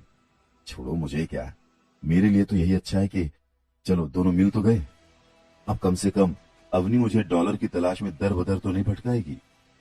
सालों की, जय ने अपने कंधे उचकाते हुए सोचा और वीर का नोट और बैग लेकर अपने कमरे के अंदर चला गया। अगले दिन डील के मुताबिक जय अवनी के दिए हुए 6 करोड़ रुपए और उन प्राइमरी चमकीले बिच्छुओं की कीमत के रूप में 80 लाख रुपए लेकर टिड्डों के इलाके में पहुंच जाता है। कुछ ही देर में डॉलर उर्फ वीर भी वहां पहुंच जाता है और बिना किसी देरी के जय डॉलर को वो पैसे दे देता है। जय के साथ बिजनेस करना वीर के लिए हमेशा से ही फायदेमंद रहा है और आज भी जय ने वीर को उसकी उम्मीद से ज्यादा उन चमकीले बिच्छुओं की कीमत दी थी। इसलिए डॉलर बने वीर ने बिना कोई सवाल जवाब किए जैसे वो पैसे ले लिए और अगली बार और शानदार चीजें लाने का वादा करके अपने देव आश्रम की तरफ चला गया। अपनी आंखों के सामने नोटों के इतने सारे बंडल देखकर वीर की आंखें चमक उठी थीं। उसने आज तक इतने पैसे एक साथ नहीं देखे थे। यहां तक कि उसके डैड के समय में भी इतने पैसे एक साथ उसके घर पर कभी नहीं आए थे। और अब फाइनली लगता है अच्छे दिन आ गए। वीर को अपने ही ख्याल पर हंसी आ जाती है। अब बस वो जल्द से जल्द अपनी माँ और बहन के साथ अपनी इस खुशी को बांटना चाहता था। इसलिए वीर ने एक बार फिर से घर जाने का डिसीजन ले लिया। और वैसे भी इतने पैसे यहाँ देव आश्रम में अपने घर पर या अपने पास में रखना डेंजरस हो सकता है। ऐसा नहीं है कि कोई वीर के कमरे में आकर इन पैसों को चुरा लेता, बल्कि देव आश्रम के नियमों के हिसाब से कोई भी इंसान दूसरे इंसान के कमरे में तब तक नहीं जा सकता जब तक कि पहला वाला इंसान उसे खुद न बुलाए। यहाँ तक कि कोई जबरदस्ती भी नहीं घुस सकता। पर फिर भी वीर रिस्क नहीं लेना चाहता था। अगर किसी को भनक भी लग गई कि वीर के पास इतना पैसा मौजूद है तो उसे वीर पर शक हो जाएगा और फिर क्या पता कुछ इन्वेस्टिगेशन के बाद वो लोग ये पता लगा लें कि वीर ही डॉलर है। और अगर एक बार सबके सामने ये बात आ गई तो वीर का बना बनाया खेल बिगड़ जाएगा। इसलिए वीर इन पैसों को अपने घर ले जाना ही सही समझता है। बस खतरा तो घर पर भी है। जाहिर है इन पैसों को वीर घर पर सजाने के लिए तो ले नहीं जा रहा। इन पैसों से उसे अपने और अपने घर के हालात सुधारने थे। और एक बार जब ऐसा होने लगेगा तब धीरे धीरे उसके रिश्तेदारों को भी पता चल ही जाएगा। वैसे भी वो लोग अभी भी इस बात से हैरान हैं कि वीर ने इतने पैसे इकट्ठा कहां से किए। अब जब दक्ष भी यहाँ टाइटन ग्रह पर है तो ये चांसेस है कि दक्ष उन लोगों को वीर के टाइटन ग्रह पर होने के बारे में बता दे। पर फिर देखा जाए तो उस बात को अभी समय है। दक्ष कौन सा कल ही पृथ्वी पर वापस जा रहा है। जिस तरह से इस समय उसके सिर पर सक्सेस पाने का भूत है उस हिसाब से तो वो कम से कम 5-6 महीना यहाँ टाइटन पर रहेगा ही। और तो और टाइटन पर कोई मॉडर्न टेक्निक भी काम नहीं करती। तो ऐसा भी नहीं है कि दक्ष फोन करके अपने घर वालों को इस बारे में कुछ बताएगा। बता पाए। इसीलिए फिलहाल के लिए इन पैसों को घर ले जाना सेफ रहेगा। बहुत देर तक सोचने समझने के बाद वीर इन सभी पैसों को घर ले जाने का डिसीजन लेता है। अगले ही दिन वीर टेलीपोर्ट स्टेशन जाकर अपने शहर पहुंच जाता है। हालांकि अभी अभी कुछ दिनों पहले ही वो देव आश्रम लौटा था, पर फिर ये मैटर भी जरूरी था। वो जानता था कि घर पर सब ये जानकर कितना खुश होंगे। अब उनकी सभी परेशानियां खत्म जो होने वाली हैं। पिछली बार मिले 4 करोड़ में से 3 करोड़ तो घर का मैटर सेटल करने में चले गए, पर इस बार इन पैसों से वीर अपने घर के हालात हमेशा के लिए बदलने वाला था। माँ, अनुजा, जल्दी आओ, मुझे आप दोनों को कुछ दिखाना है। घर पहुंचते ही वीर ने अपनी माँ और बहन को आवाज दी थी। वीर की माँ और बहन दोनों बाहर निकल आईं। वीर को अचानक अपने घर पर देखकर वीर की माँ प्रेरणा रहेजा चौंक जाती हैं। पर यह सरप्राइज उस सरप्राइज के आगे कुछ भी नहीं था जो उन्हें कुछ ही मिनटों के बाद मिलने वाला था।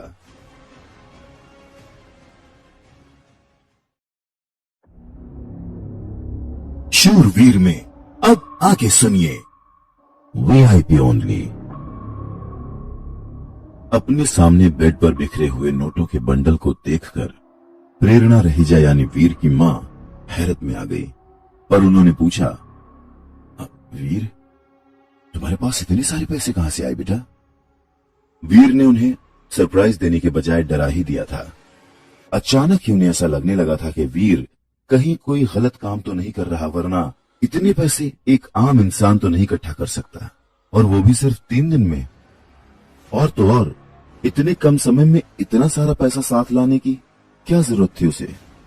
और दूसरी बात ये कि क्या वजह हो सकती है कि वो सिर्फ 3 दिन में ही वापस घर आ गया और इतने सारे पैसों के साथ। इससे पहले भी उन्होंने वीर से जानना चाहा था कि उसने उन 4 करोड़ रुपयों का इंतजाम कैसे किया था, पर वीर ने उनकी किसी भी बात का कोई जवाब नहीं दिया था। और अब फिर अचानक से इतना पैसा लेकर वो दोबारा अपनी मां के सामने पहुंचा था, तो प्रेरणा रहेजा को वीर के लिए डर लगने लगा था। वीर ने अपनी मां को समझाते हुए कहा, मां, रिलैक्स हो जाइए, मैंने ऐसा कुछ भी नहीं किया है जैसा आप सोच रही हैं। मैंने कहा था ना आपसे कि मैं खुराना अंकल की ऑर्गेनाइजेशन में जॉब करता हूं, तो ये पैसे मुझे मेरे प्रोजेक्ट पूरा करने पर मिले हैं। दरअसल 3 दिन पहले जो पैसे मैं लेकर आया था वो बस उस अमाउंट का 40% था, क्योंकि घर बचाने की डेडलाइन निकलती जा रही थी, इसलिए मैं उतने ही पैसे लेकर घर वापस आ गया। जैसे ही मुझे बाकी की पेमेंट मिली, मैं दोबारा घर आ गया। आप बेकार में परेशान हो रही हैं। वीर को कहीं ना कहीं पहले से ही ये पता था कि उसकी मां उससे ये सवाल पूछ सकती है, इसीलिए वो पहले से ही जवाब के साथ तैयार था। पर वीर, तू ऐसा कौन सा काम कर रहा है जो तुझे इतने पैसे मिल रहे हैं? वीर की मां अभी भी कन्विंस नहीं हुई थी। अभी भी उन्हें यही लग रहा था कि वीर उनसे झूठ बोल रहा है। मां, ये सब टेक्निकल प्रोजेक्ट्स होते हैं, आपको क्या बताऊं, आप नहीं समझोगी। अगर आपको मेरी बातों पर विश्वास नहीं है तो आप खुराना अंकल से खुद ही पूछ लीजिए, वो तो झूठ नहीं बोलेंगे ना। डॉक्टर खुराना का नाम सुनकर प्रेरणा रहेजा थोड़ा शांत हो जाती है। सच में डॉक्टर खुराना क्यों झूठ बोलेंगे?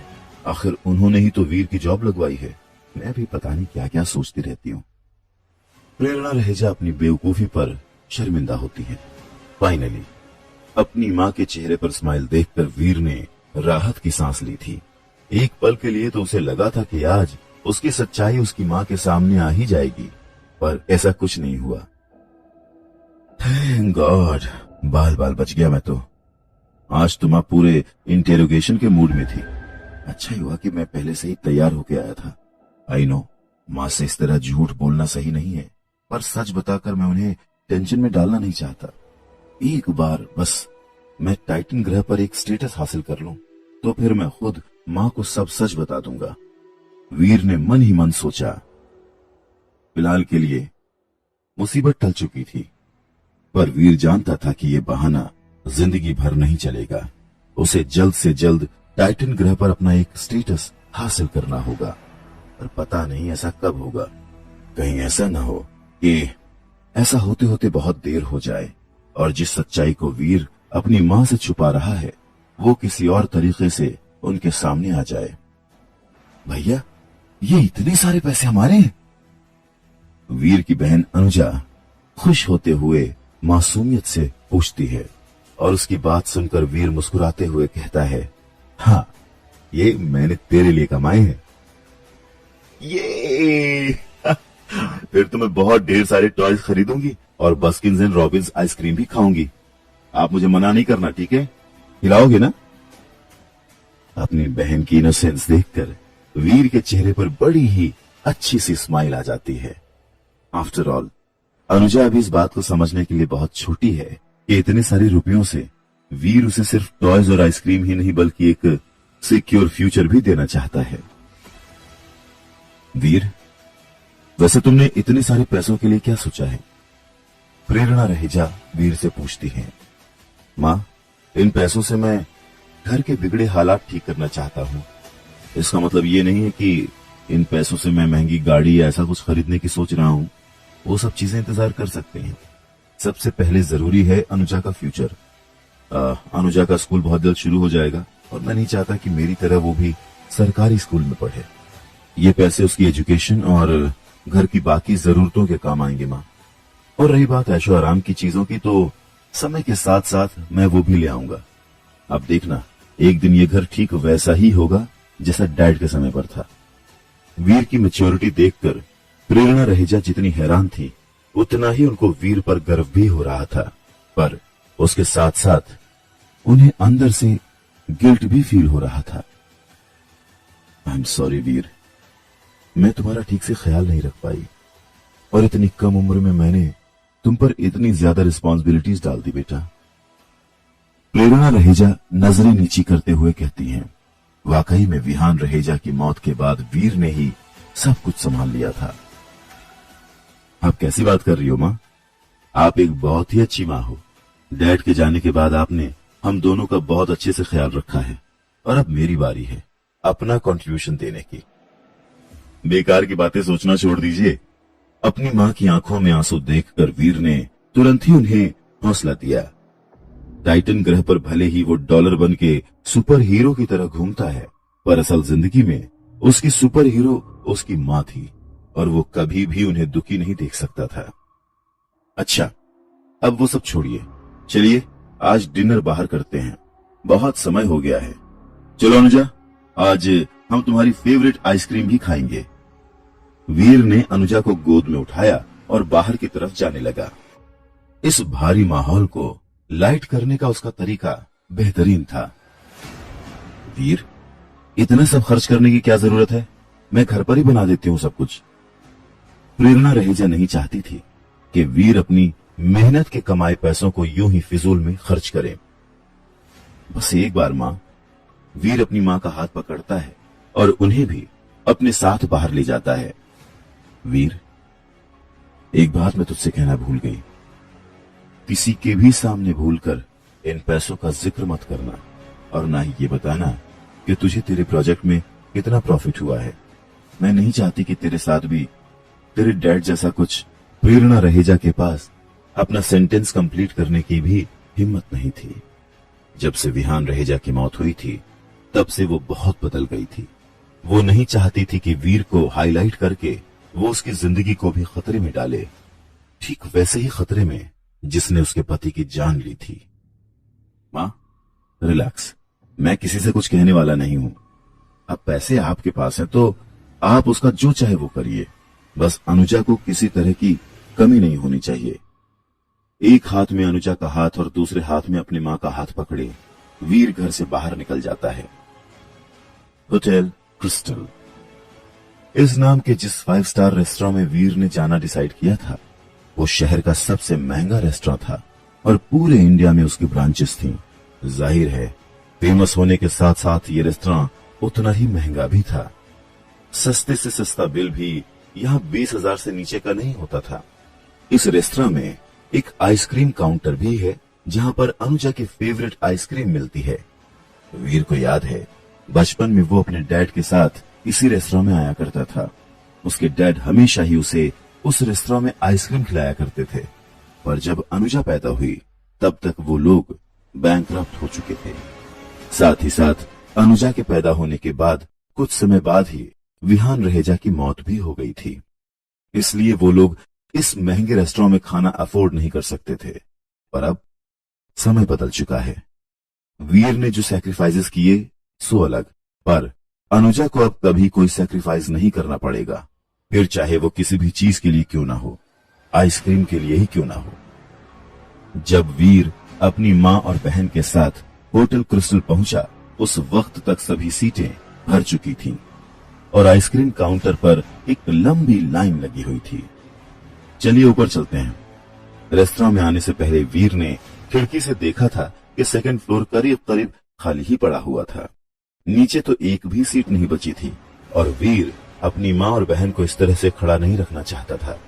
इसलिए उसने सोचा कि वो प्रेरणा और अनुजा को ऊपर बैठने के लिए बोलकर खुद यहाँ लाइन में लग जाएगा और अनुजा के लिए आइसक्रीम खरीद लेगा। वो आगे बढ़ ही रहा था कि सीढ़ियों पर ही एक वेटर ने उन्हें रोक लिया।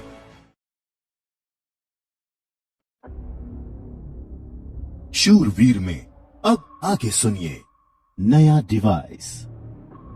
रेस्तरां के नीचे के माले पर भीड़ भाड़ से बचाने के लिए वीर अपनी मां और बहन को ऊपर की मंजिल की ओर ले जा रहा था। इस सीढ़ियों पर उसे एक वेटर ने रोक लिया। वेटर ने कहा, आई एम सॉरी, लेकिन आप ऊपर नहीं जा सकते। वेटर की बात सुनकर वीर थोड़ा कंफ्यूज हो गया। वीर ने उस वेटर से पूछा, पर क्यों, क्या ऊपर सीटें भर गई हैं? जवाब में वेटर ने एक गहरी सांस ली और दीवार पर लगी नोटिस की तरफ इशारा कर दिया। भले आप पहली बार हमारे रेस्टोरेंट आए हैं, पर फिर भी आपको हमारे रूल्स पता होने चाहिए। वेटर की बात सुनकर वीर भी उस तरफ देखता है जहां वो वेटर इशारा कर रहा था। उस नोटिस पर लिखा था, केवल वीआईपीज के लिए। नोटिस देखते ही वीर को सारी बातें समझ आ गईं।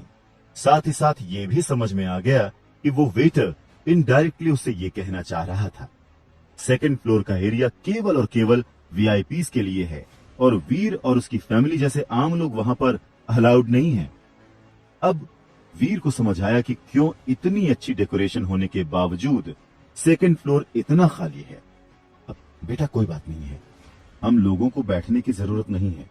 मैं और अनुजा बस यहीं पर खड़े हैं, तुम जाकर डिनर और आइसक्रीम पैक करवा लो। वीर को परेशान और सोच में खड़ा हुआ देखकर प्रेरणा रहेजा ने तुरंत ही उससे ये बात कही। ठीक है मां। वीर अपनी मां को परेशान नहीं करना चाहता था, इसलिए उस वेटर से बहस करने के बजाय वो डिनर पैक कराने के लिए चला जाता है। पर कहीं ना कहीं ये बात उसके दिल में घर कर गई थी। अचानक ही से उसके अंदर एक अलग मोटिवेशन आ गया था, कुछ कर दिखाने का मोटिवेशन, कुछ ऐसा जिससे जब वो अगली बार इस रेस्टोरेंट में आए अपनी फैमिली के साथ, तो उन्हें ऊपर सेकंड फ्लोर पर जाने से कोई रोके नहीं। वीआईपी बनना कौन सी बड़ी बात है, हाँ? बहुत जल्द मेरे पास भी ये सब कुछ और इससे कहीं ज्यादा होगा। फिर देखता हूं कि ये नोटिस मुझे सेकंड फ्लोर पर जाने से कैसे रोकती है। तब तो खुद इस रेस्टोरेंट का ओनर भी मुझे रोक नहीं पाएगा। वीर का रोम रोम एक नए जोश के साथ भर गया था और उसने ठान लिया था कि अब चाहे कुछ भी हो जाए, पर वो भी अब वीआईपी स्टेटस हासिल करके रहेगा। रेस्टोरेंट में अभी भी कोई सीट खाली नहीं थी, इसलिए जब वीर का टर्न आया तब उसे डिनर और आइसक्रीम पैक ही कराना पड़ा। रेस्टोरेंट से जाने से पहले वीर ने एक बार फिर से उस नोटिस की तरफ गौर से देखा, मानो उस पर लिखे हर लेटर को नजरों से पढ़कर इरेज कर देना चाहता हो, केवल वीआईपीज के लिए। अब जब उसने ठान लिया था कि उसे वीआईपी स्टेटस हासिल करना है, तो वो इसके लिए जी जान लगा देगा। अब उसका लक्ष्य टाइटन ग्रह पर एक स्टेटस हासिल करने के साथ साथ पृथ्वी ग्रह पर भी एक स्टेटस हासिल करना था। वो जानता था कि ये रास्ता मुश्किल है, पर नामुमकिन नहीं है। और वैसे भी लाइफ में जब तक चैलेंजेस ना हो तब तक जीने का मजा कहाँ आता है। जब मैं टाइटन ग्रह पर सरवाइव कर सकता हूं तो फिर मैं कुछ भी कर सकता हूं। देखता हूं अगली बार ये लोग मुझे कैसे रोकते हैं। इस नए जोश के साथ वीर को अपना गोल एकदम क्लियर लग रहा था और अब उस गोल को पाने के लिए वो जी जान लगा देगा। अगली सुबह वीर टाइटन ग्रह जाने के लिए तैयार हो जाता है। लेकिन इस बार एक नए जोश और उत्साह के साथ। पहले टाइटन ग्रह पर जाना उसकी मजबूरी थी, क्योंकि उस समय उसे अपना घर बचाना था। इसके बाद जब वो टाइटन ग्रह गया, तब उसे टाइटन ग्रह पर अपनी एक पहचान बनानी थी। और इस बार जब वो एक बार फिर से टाइटन ग्रह पर जा रहा है, तो उसका गोल सिर्फ टाइटन ग्रह पर ही नहीं, बल्कि प्लैनेट अर्थ यानी हमारी पृथ्वी पर भी एक अलग पहचान बनाना था, ताकि अगली बार कोई उसे और उसकी फैमिली को कहीं एंटर करने से सिर्फ इसलिए न रोके क्योंकि वो लोग वीआईपी नहीं हैं। वीर, इस बार तुम टेलीपोर्टेशन डिवाइस से नहीं बल्कि एक अलग तरह से टाइटन ग्रह जाओगे। ऑर्गेनाइजेशन पहुंचते ही डॉक्टर खुराना ने वीर से कहा था। अलग तरीके से मतलब? आप मुझे स्पेसशिप से भेजने की तो बात नहीं सोच रहे हैं? डॉक्टर खुराना की बात सुनकर वीर कंफ्यूज था।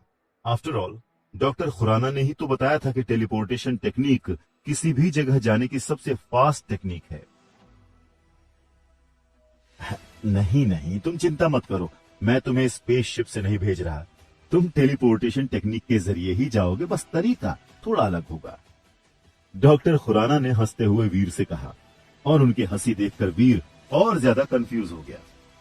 अंकल, एक तो ये आपकी घुमा फिरा के बातें करने की आदत ना मुझे बिल्कुल पसंद नहीं है। आप कहीं भी सीधे पॉइंट पर क्यों नहीं आते हैं? मुझे ऐसा लगता है जैसे कि मैं बिग बॉस का फिनाले देख रहा हूँ, जहां आधे घंटे तक फुटेज खाने के बाद विनर डिक्लेयर किया जाता है।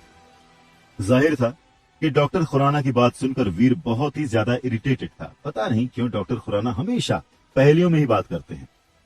अरे बाबा, तुम तो नाराज हो गए। अच्छा चलो, मैं तुम्हें कुछ दिखाता हूँ। इतना कहकर डॉक्टर खुराना वीर को अपने साथ ऑर्गेनाइजेशन की 3rd फ्लोर पर ले गए। ऑर्गेनाइजेशन की 3rd फ्लोर पर पहुंचते ही वीर को अपने सामने एक बड़ा सा प्लेटफॉर्म नजर आ रहा था, जहां पर एक ट्रेन खड़ी हुई थी और कई लोग उसे बोर्ड कर रहे थे।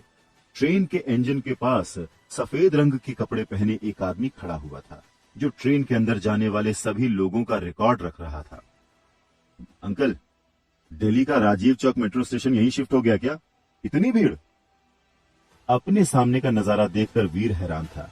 वाकई में इस समय उसे ऐसा लग रहा था जैसे कि वो किसी साइंटिफिक ऑर्गेनाइजेशन में नहीं बल्कि किसी क्राउडेड रेलवे स्टेशन या मेट्रो स्टेशन पर खड़ा हुआ है।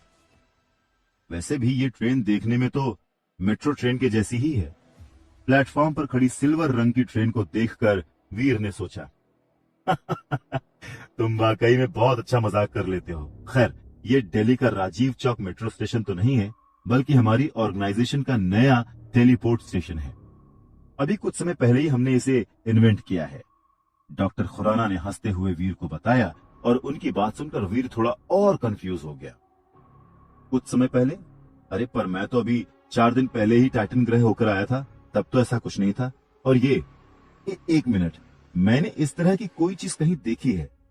कहाँ देखी है? हाँ, याद आया, मैंने ब्लैक की लेटेस्ट पार्ट में कुछ ऐसा देखा था, और कैप्टन मार्वल में भी ऐसा कुछ था। आप लोगों ने भी हॉलीवुड फिल्मों की कॉपी करना शुरू कर दिया? हाँ, मुझे तो लगा था कि सिर्फ बॉलीवुड वाले ही ऐसा करते हैं। आपकी ऑर्गेनाइजेशन से मुझे ऐसी उम्मीद नहीं थी। वीर के चेहरे के एक्सप्रेशंस देखकर डॉक्टर खुराना को और ज्यादा हंसी आने लगी थी। डॉक्टर खुराना सारा काम रोककर खूब हंसे, फिर बोले, मैंने तुमसे पहले भी कहा है वीर कि हमारी फिल्में भी कहीं न कहीं हमारी रियल लाइफ से ही जुड़ी होती हैं। खैर छोड़ो, तुम ये नहीं समझोगे। और रही बात इस टेलीपोर्ट स्टेशन की, तो 4 दिन पहले जब तुम टाइटन ग्रह गए थे, उस समय ये टेस्टिंग स्टेज पर था, इसलिए तुम्हें इस बारे में कुछ नहीं पता। आज से टाइटन ग्रह जाने के लिए ये तुम्हारा नया मीन्स ऑफ ट्रांसपोर्ट होगा, समझ गए? फिर डॉक्टर खुराना ने वीर को बहुत सारी बातें समझाई, और उनकी बात सुनकर वीर सोच में पड़ गया। नया मीन्स ऑफ ट्रांसपोर्ट मतलब अब मैं टेलीपोर्टेशन डिवाइस से टाइटन नहीं जाया करूंगा क्या? आपकी ऑर्गेनाइजेशन इतनी गरीब हो गई? वीर हैरानी से डॉक्टर खुराना से पूछता है, और उसकी बात सुनकर डॉक्टर खुराना गहरी सांस लेते हैं। हमारी ऑर्गेनाइजेशन गरीब नहीं हुई है। दरअसल पिछले कुछ समय से टेलीपोर्टेशन डिवाइस में कुछ प्रॉब्लम्स आ रही हैं।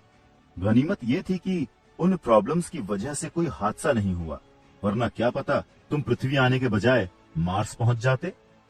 डॉक्टर खुराना ने कहा, और फिर वो हंसने लगे। उनकी बात सुनकर वीर ने उन्हें इस तरह देखा मानो कि उनके सर पर 2 सींग निकल आए हों। इतनी बड़ी बात और डॉक्टर खुराना उसे अब बता रहे हैं। अगर वाकई में उसे कुछ हो जाता तो? तुम चिंता मत करो वीर, मैं तुम्हें कुछ नहीं होने दूंगा। और वैसे भी तुम सेफ हो ना, तो जो बीत गया उसके बारे में क्यों चिंता कर रहे हो? डॉक्टर खुराना ने वीर से कहा, और एक पल के लिए वीर को ऐसा लगता है मानो डॉक्टर खुराना वाकई में किसी के मन की बात सुन सकते हैं। ट्रस्ट में यह तरीका टेलीपोर्टेशन डिवाइस से भी ज्यादा रिलायबल है। एक तरह से देखा जाए तो ये बिल्कुल टेलीपोर्टेशन डिवाइस जैसा ही है, बस फर्क सिर्फ इतना है कि इसमें तुम्हारे साथ बाकी लोग भी रहेंगे जिनकी डेस्टिनेशन शायद तुमसे अलग हो। और हाँ, इसमें तुम टेलीपोर्ट होकर देव आश्रम में बने अपने कमरे में नहीं बल्कि टेलीपोर्ट स्टेशन पहुंचोगे और वहां से अपने कमरे में जाओगे। वैसे भी स्टेशन से देव आश्रम कौन सा ज्यादा दूरी पर है?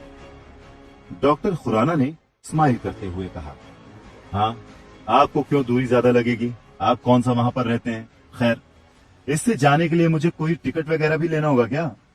वीर गहरी सांस लेते हुए कहता है, और जवाब में डॉक्टर खुराना ने उसकी तरफ एक पास बढ़ा दिया।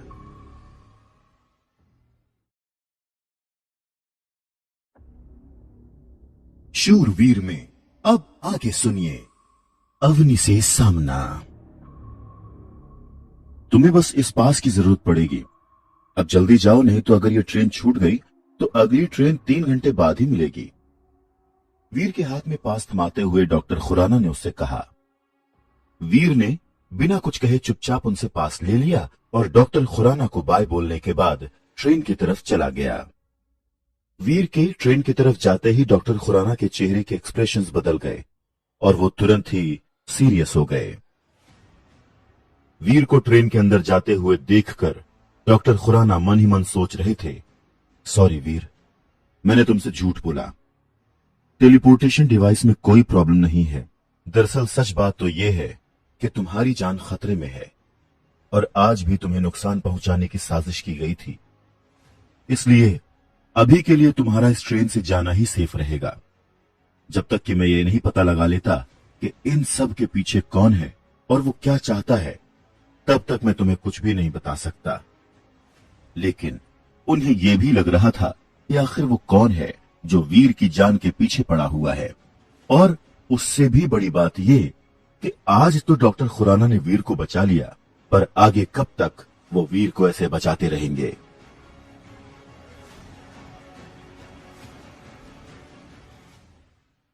देव आश्रम की तरफ जाने वाली इस ट्रेन में काफी लोग थे। भीड़ काफी होने की वजह से वीर एक जगह साइड में मेटल का पोल पकड़े खड़ा हुआ था। अगर आज वो इस ट्रेन में नहीं चढ़ता तो उसे पता ही नहीं चल पाता कि टाइटन की तरह और प्लैनेट्स में भी पृथ्वी के लोगों को भेजा जाता है। खैर, उसे इन सब से कोई मतलब नहीं था। वो तो फिलहाल इस सोच में था कि टाइटन पर उसका अगला कदम क्या होगा। अब उसे सिर्फ टाइटन पर ही नहीं बल्कि अर्थ पर भी अपना एक स्टेटस बनाना है। इसका मतलब अब उसे पहले से भी ज्यादा फोकस्ड रहना होगा। वीर इन्हीं सब ख्यालों में खोया हुआ था जब अचानक से ही ट्रेन में एक जोरदार झटका लगा और उसकी वजह से ट्रेन में सवार कई पैसेंजर्स का बैलेंस बिगड़ गया। जो लोग खड़े हुए थे वो साइड में गिरने लगे। क्योंकि वीर अपने ख्यालों में खोया हुआ था, इसलिए वो भी अपना बैलेंस संभाल नहीं पाया और लड़खड़ाता हुआ कुछ कदम आगे की तरफ आते हुए किसी सॉफ्ट चीज पर गिर जाता है। सब्सिक्वेंटली किसी चीज को पकड़कर अपना बैलेंस वापस पाने के लिए वो उस चीज को पकड़ने की कोशिश करने लगा, पर अगले ही पल उसे कुछ अजीब सा महसूस हुआ, क्योंकि जिस चीज को उसने पकड़ा हुआ था वो कुछ ज्यादा ही सॉफ्ट और नाजुक थी। कुछ सेकंड्स के बाद वीर को यह एहसास हुआ कि दरअसल वो किसी चीज पर नहीं बल्कि किसी लड़की के ऊपर गिर पड़ा है। इस बात का एहसास होते ही वीर की आंखें खुली की खुली रह गईं और तुरंत ही उसने अपना हाथ हटा लिया। वीर की इस हरकत से वो लड़की चिल्लाई, दूर हटो मुझसे, यू इडियट! और उसने कस के वीर को कोहनी मारी। वो तो अच्छा था कि वीर ने समय रहते अपना हाथ अपने चेहरे के आगे कर लिया था, नहीं तो शायद उसका आधा चेहरा ही जख्मी हो जाता। पर इस वजह से उस लड़की की कोहनी वीर के हाथ पर आ लगी। उस लड़की के कोहनी के वार की वजह से वीर के हाथ में बहुत ज्यादा दर्द होने लगता है और अनजाने में वो कुछ कदम पीछे चला जाता है। तेरी तो मैं सन! वो लड़की भी फर्श से उठी और वीर को नफरत भरी निगाहों से देख रही थी, लेकिन वीर को ऐसा लगा मानो उसके पैरों से जमीन खिसक गई हो। अवनी शेरगिल? अवनी वीर का निकनेम पूरा ले भी नहीं पाती कि बीच में ही वीर ने डर के मारे उसका नाम बुला दिया था। वीर को यह एहसास होते देर नहीं लगी कि मिलिट्री यूनिफॉर्म में उसके सामने खड़ी ये लड़की कोई और नहीं बल्कि वही लड़की है जिसकी वजह से उसे सनकी निकनेम मिला है। अरे यार क्यों? आखिर मेरी किस्मत इतनी खराब क्यों है? जितना मैं इस लड़की से दूर रहने की कोशिश करता हूं, ये उतना ही मेरे सामने आ जाती है। टाइटन में मेरे शक्तिमान वाले रूप से टकरा गई थी और यहां मेरे गंगाधर वाले रूप से। वीर मन ही मन अपनी किस्मत को कोसने लगता है। हाँ, वो जानता था कि अवनी भी पृथ्वी ग्रह से ही है, पर उसने कभी सपने में भी नहीं सोचा था कि वो उसी के शहर की निकलेगी। और तो और उसके कपड़ों को देखकर ऐसा लगता है कि शायद वो किसी आर्मी फैमिली से है। खैर, इसमें कोई हैरानी नहीं है। जिस हिसाब से अवनी इतनी स्ट्रांग है, वो किसी आम फैमिली की तो हो भी नहीं सकती। अवनी ने भी वीर को देखते ही पहचान लिया था। भले ही देवाश्रम में वीर से उसका आमना सामना नहीं होता है, पर फिर भी अवनी उस इंसान को कभी नहीं भूल सकती। अवनी उस इंसान को कभी नहीं भूल सकती जिसकी वजह से पूरा देवाश्रम आज भी उसके पीठ पीछे उस पर हंसता है। लेकिन इतने लोगों के सामने वो कोई सीन भी क्रिएट नहीं करना चाहती थी, इसीलिए चुपचाप खून का घूंट पीकर वो वीर को इस तरह से देखती रही मानो वो कोई घिनौनी चीज हो। ये जरूर मुझे बहुत बुरा इंसान समझ रही होगी। खैर, इसमें इसकी कोई गलती भी नहीं है। जब पहली बार इसे मिला था तब मैंने इसकी लोअर बैक पर अटैक कर दिया था, और आज अगर उसकी जगह मैं भी होता तो मैं भी यही समझता। पता नहीं ऐसे समय मेरी किस्मत कहां घास चरने चली जाती है। अवनी की नजरों को देखकर वीर खुद पर अफसोस जताता हुआ सोच रहा था, भाई पर मुझे क्या पता था कि पूरी दुनिया छोड़कर अवनी मेरे ही शहर की निकलेगी और मैं भी दुनिया भर को छोड़कर अवनी के ऊपर ही जाकर गिर जाऊंगा। वीर गहरी सांस लेते हुए सोच रहा था, काश उसके पास कोई टाइम मशीन होती और वो टाइम मशीन से सारा समय पीछे कर देता, पर अफसोस अब वो ऐसा कुछ नहीं कर सकता। इसलिए अब उसके पास अपनी इस गलती को चुकाने के अलावा और कोई रास्ता बचा भी नहीं था। जैसे ही देव आश्रम का टेलीपोर्ट स्टेशन आया, वीर झट से ट्रेन से उतर गया। इस वक्त उसके दिमाग में बस एक ही चीज चल रही थी, और वो ये था कि वो जल्द से जल्द अवनी से दूर हो जाए। पर अफसोस आज शायद उसकी किस्मत उसके साथ नहीं थी। वीर के स्टेशन पर उतरते ही अवनी भी वीर के पीछे पीछे उतर गई थी। अवनी को इस तरह से उतरता हुआ देखकर वीर हैरान रह गया था। फिर भी वो चुपचाप जल्दी से जल्दी देवाश्रम की तरफ बढ़ने लगा। रुको! अवनी की आवाज सुनकर वीर के कदम वहीं के वहीं रुक जाते हैं और हल्का सा घबराते हुए वो पीछे की ओर मुड़ गया। कुत्ते की दुम हमेशा टेढ़ी की टेढ़ी रहती है ना। मुझे लगा था कि तुम बस एक भोले भाले और शरीफ से लड़के हो।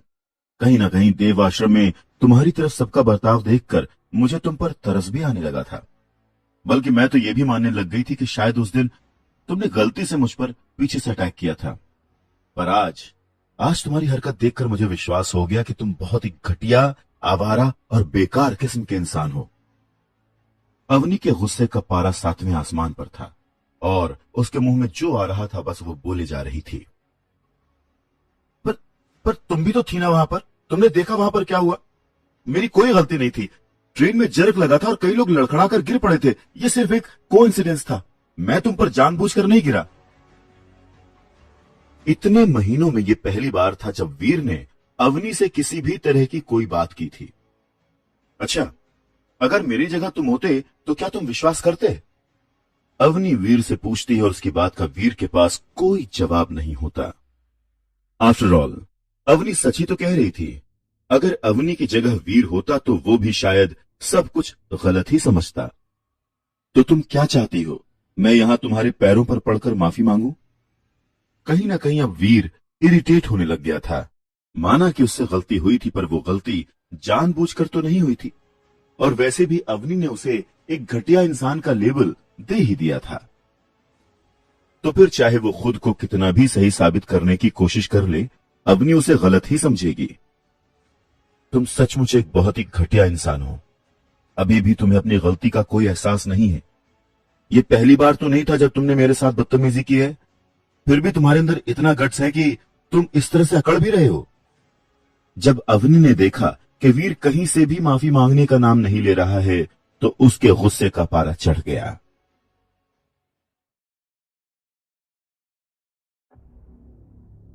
शूरवीर में अब आगे सुनिए। Station officer. तुम्हें क्या लगता है कि मैं तुम्हें इतनी आसानी से छोड़ दूंगी? इतना आसान नहीं है। मैं तुम्हें यहां मारकर कोई सीन नहीं क्रिएट करना चाहती, लेकिन देवाश्रम में देवाश्रम में तो बात ही दूसरी होगी। वहां मेरे हाथ इस तरह से नहीं बंधे होंगे। तुम वहीं जा रहे हो ना? इंतजार करूंगी तुम्हारा। तैयार हो क्या ना? इतना कहकर अवनी वहां से तुरंत ही चली गई। Good morning station officer. Avani को देखते ही कुछ सोल्जर्स ने तुरंत ही एड़िया बजाते हुए उसे सल्यूट मारा तो वीर को अपने पैरों तले जमीन खिसकती हुई नजर आई। वीर को अपनी आंखों पर विश्वास नहीं हो रहा था और उसका रोने का दिल कर रहा था। क्या अभी तक जो हुआ वो काफी नहीं था जो उसकी मुसीबतों को बढ़ाने के लिए अवनी इस टेलीपोर्ट स्टेशन की स्टेशन ऑफिसर बन गई? वीर ने यह तो सुना था कि पुराने स्टेशन ऑफिसर का ट्रांसफर हुआ है, पर उसने कभी सपने में भी नहीं सोचा था कि नई स्टेशन ऑफिसर अवनी शेरगिल निकलेगी। अब उसे समझ में आ गया कि क्यों अवनी ने मिलिट्री की यूनिफॉर्म पहनी हुई थी। डॉक्टर खुराना से जुड़े सभी टेलीपोर्ट स्टेशंस मिलिट्री मैनेज करती है। हर टेलीपोर्ट स्टेशन पर एक ब्रिगेडियर असाइन किया जाता है और स्टेशन ऑफिसर उस ब्रिगेडियर का चीफ एग्जीक्यूटिव होता है। इसका मतलब अवनी की पोजीशन अब टाइटन में और भी ज्यादा मजबूत हो गई है। पता नहीं क्यों, पर वीर को यह सब देखकर अच्छी फीलिंग नहीं हो रही थी। स्टेशन ऑफिसर के रूप में अवनी को वीर के घर के बारे में सब कुछ पता चल जाएगा और यह अच्छी बात नहीं है। अनफॉर्चुनेटली पूरे टाइटन में यही एक टेलीपोर्ट स्टेशन भी था, यानी कि वीर चाहे या न चाहे पर उसे इसी टेलीपोर्ट स्टेशन का इस्तेमाल करना पड़ेगा। जैसे ही अवनी अपने ऑफिस के अंदर गई, वीर तुरंत ही देवाश्रम के लिए निकल गया। अभी तक तो अवनी की वजह से उसका सिर्फ देवाश्रम के अंदर रहना मुश्किल हो गया था, पर अब तो वो देवाश्रम के बाहर भी चैन से नहीं रह पाएगा, क्योंकि जब भी कभी वो घर जाएगा अवनी उसे इसी टेलीपोर्ट स्टेशन पर मिलेगी। फिर तो बस अब एक ही रास्ता बचा है। मुझे इस बात का इंतजार करना होगा जब अवनी टेलीपोर्ट होकर अपने घर जाया करेगी, उसी के बाद ही मैं टेलीपोर्ट होकर वापस अपने घर जा सकता हूं। वीर ने गहरी सांस लेते हुए सोचा। पता नहीं उसकी किस्मत पल पल बदलकर उसके साथ कौन सा खेल खेल रही थी। कहीं एक पल में चमकने लगती है तो अगले ही पल फिर से खराब हो जाती है। ऐसा लग रहा था जैसे कभी खुशी कभी गम लाइन उसी के लिए लिखी गई थी। तभी तो एक पल उसकी किस्मत उसे इतनी खुशियां देती है और अगले ही पल कोई ना कोई मुसीबत खड़ी कर देती है। अब आने वाले पल में वीर की किस्मत कौन सा मोड़ लाएगी, ये देखना दिलचस्प होगा। सोचा था कि काले क्रिस्टल के मिलने के बाद मेरी किस्मत हमेशा के लिए बदल जाएगी, पर कहां पता था कि एक दिन किस्मत इस तरह से पलटी खा जाएगी। मेरे लिए सिचुएशन तो अब आगे कुआं और पीछे खाई जैसी हो गई है। देव आश्रम में बने अपने कमरे में बैठा वीर मन ही मन अपनी किस्मत पर नाराज हो रहा था। पृथ्वी ग्रह से टाइटन आए उसे पूरे 2 दिन हो गए थे और तब से वो अवनी के डर से अपने कमरे में ही बैठा हुआ है। ये तो अच्छा था कि ग्रैंड मास्टर को ट्रेन वाले हादसे की भनक भी नहीं लगी, वरना फिर तो शायद वीर के लिए देवाश्रम में रहना और भी ज्यादा मुश्किल हो जाता। पर आखिर कब तक ऐसे डर के कमरे के अंदर बैठा रहूंगा? कभी ना कभी तो बाहर निकलना ही होगा ना। और वैसे भी मैं डर क्यों रहा हूं? मेरे पास मेरा सुनहरा कवच और वो सेक्रेड ब्लड डेविल सोल भी तो है। अगर जरूरत पड़ी तो भले ही इन लोगों को मारने के लिए ही ना सही, पर इन लोगों से बचकर भागने के लिए तो मेरी मदद कर ही देगा। और वैसे भी मैं इन लोगों की वजह से अपने गोल से तो भटक नहीं सकता। मुझे टाइटन के साथ साथ धरती पर भी एक स्टेटस हासिल करना है। बस अब बहुत हो गया। अब मैं और नहीं डरूंगा और अपने गोल पर फोकस्ड रहूंगा। यह फैसला करते ही वीर अपनी जगह से उठा और बाहर जाकर शिकार करने की तैयारी करने लगा। पर शायद उसकी किस्मत अभी भी उसके साथ हाइड एंड सीक खेल रही थी। जैसे ही वीर कमरे से बाहर निकला, उसको ग्रैंड मास्टर और उसका गैंग दिख गया, जो उससे कुछ ही दूरी पर खड़े होकर आपस में बातें कर रहे थे। बस यही बचा था। जो हो रहा था वो क्या कम था कि अब ये भी होना बचा है। वीर न तो उन लोगों से मिलने में इंटरेस्टेड था और न ही उन लोगों की नजरों में आना चाहता था। इसलिए वो चुपचाप मुड़कर दूसरी तरफ जाने लगा कि तभी चनके, इधर आओ। व्योम ने पीछे से वीर को आवाज दी थी और वीर के कदम वहीं के वहीं रुक गए। फिर से नहीं, कम से कम मेरी किस्मत को मुझ पर थोड़ा तो तरस खाना चाहिए। वीर अपनी किस्मत को कोसता हुआ धीरे से मुड़ता है और कंफ्यूज होकर व्योम की तरफ देखता है। अबे चंदू, सुन नहीं रहा क्या है? इतनी देर से बुला रहे हैं तुम्हें। हमें अपने मिशन में एक्स्ट्रा लोगों की जरूरत है तो तू भाव खा रहा है, हैं? इधर आ बे और हमारे साथ शामिल हो जा। फ्री का काम नहीं है, तेरे को इसके लिए एक बेहतरीन इनाम भी देंगे, ठीक है? व्योम ने कहा तो उसके चेहरे की मुस्कुराहट देखकर वीर को कहीं से भी नहीं लग रहा था कि यह मिशन कहीं से भी उसके लिए फायदेमंद है। और वैसे भी व्योम ने उसे शामिल होने के लिए कहा है तो फिर तो ये उसके लिए फायदेमंद हो ही नहीं सकता। अब उसकी जरूरत नहीं है, मैं वैसे भी स्ट्रांग नहीं हूं। मैं आम एलियंस का ही सामना मुश्किल से कर पाता हूं और प्राइमरी एलियंस के तो आसपास भी नहीं जा सकता। तो फिर म्यूटेंट या सीक्रेट ब्लड एलियन का तो सवाल ही नहीं उठता। अब मैं तुम लोगों की कोई मदद नहीं कर सकता। वीर जानता था कि व्योम कभी भी उसके लिए अच्छा नहीं सोच सकता, इसलिए उसने खुद को इन लोगों का जो भी मिशन था उससे दूर रखना ही बेहतर समझा। अपनी बकवास बंद कर, समझा? मैं तुझसे पूछ नहीं रहा हूं बल्कि बता रहा हूं। क्या चाहता है कि मैं तुझे यही बात दूसरे तरीके से समझाऊं? हाँ, नहीं ना? तो अब चुपचाप हमारे साथ चल। व्योम ने त्योरियां चढ़ाकर वीर को देखा और बोला, और वीर के पास व्योम की बात मानने के अलावा और कोई रास्ता नहीं रह गया। वीर ने एक बार फिर से मन ही मन अपनी किस्मत को कोसा और सोचा, इससे तो अच्छा था कि मैं एक और दिन कमरे में ही रहता। और ऐसा सोचकर वो उन लोगों के साथ चल पड़ा। कुछ देर बाद पूरा ग्रुप देव आश्रम छोड़कर पहाड़ी इलाके की तरफ निकल गया। वीर के अलावा ग्रैंड मास्टर और उसकी गैंग ने और भी कई लोगों को शामिल किया था। जाहिर है वीर की ही तरह व्योम ने उन सभी को किसी न किसी चीज का लालच दिया था। फर्क सिर्फ इतना था कि वीर उन सब के साथ मजबूरी में जा रहा था और बाकी सब लालच में जा रहे थे। पर एक चीज सभी के लिए कॉमन थी और वो चीज थी खतरा। वो खतरा जो सभी के लिए बराबर था। भले ही किसी को कुछ भी अच्छा होने की उम्मीद नहीं थी, पर फिर भी वो सब ये रिस्क सिर्फ इसलिए लेना चाहते थे क्योंकि कहीं ना कहीं उन सभी को एक शानदार इनाम की उम्मीद थी। इनफैक्ट अगर पास्ट में वीर का अवनी और ग्रैंड मास्टर से पंगा नहीं हुआ होता तो शायद वीर भी इस शानदार इनाम के लिए अपनी जान खतरे में डाल देता। पर अभी वीर को किसी भी तरह का रिस्क लेने का कोई शौक नहीं था, इसीलिए वो इस मिशन में शामिल होने से कतरा रहा था। पर व्योम ने उसके सामने कोई चॉइस नहीं छोड़ी। एक बात तो वीर बहुत अच्छे से समझ गया था कि व्योम और ग्रैंड मास्टर सिर्फ और सिर्फ उसे बलि का बकरा बनाने के लिए अपने साथ ले जा रहे हैं, और यही वजह थी कि वीर का मन कर रहा था कि उन दोनों का ही गला दबा दे।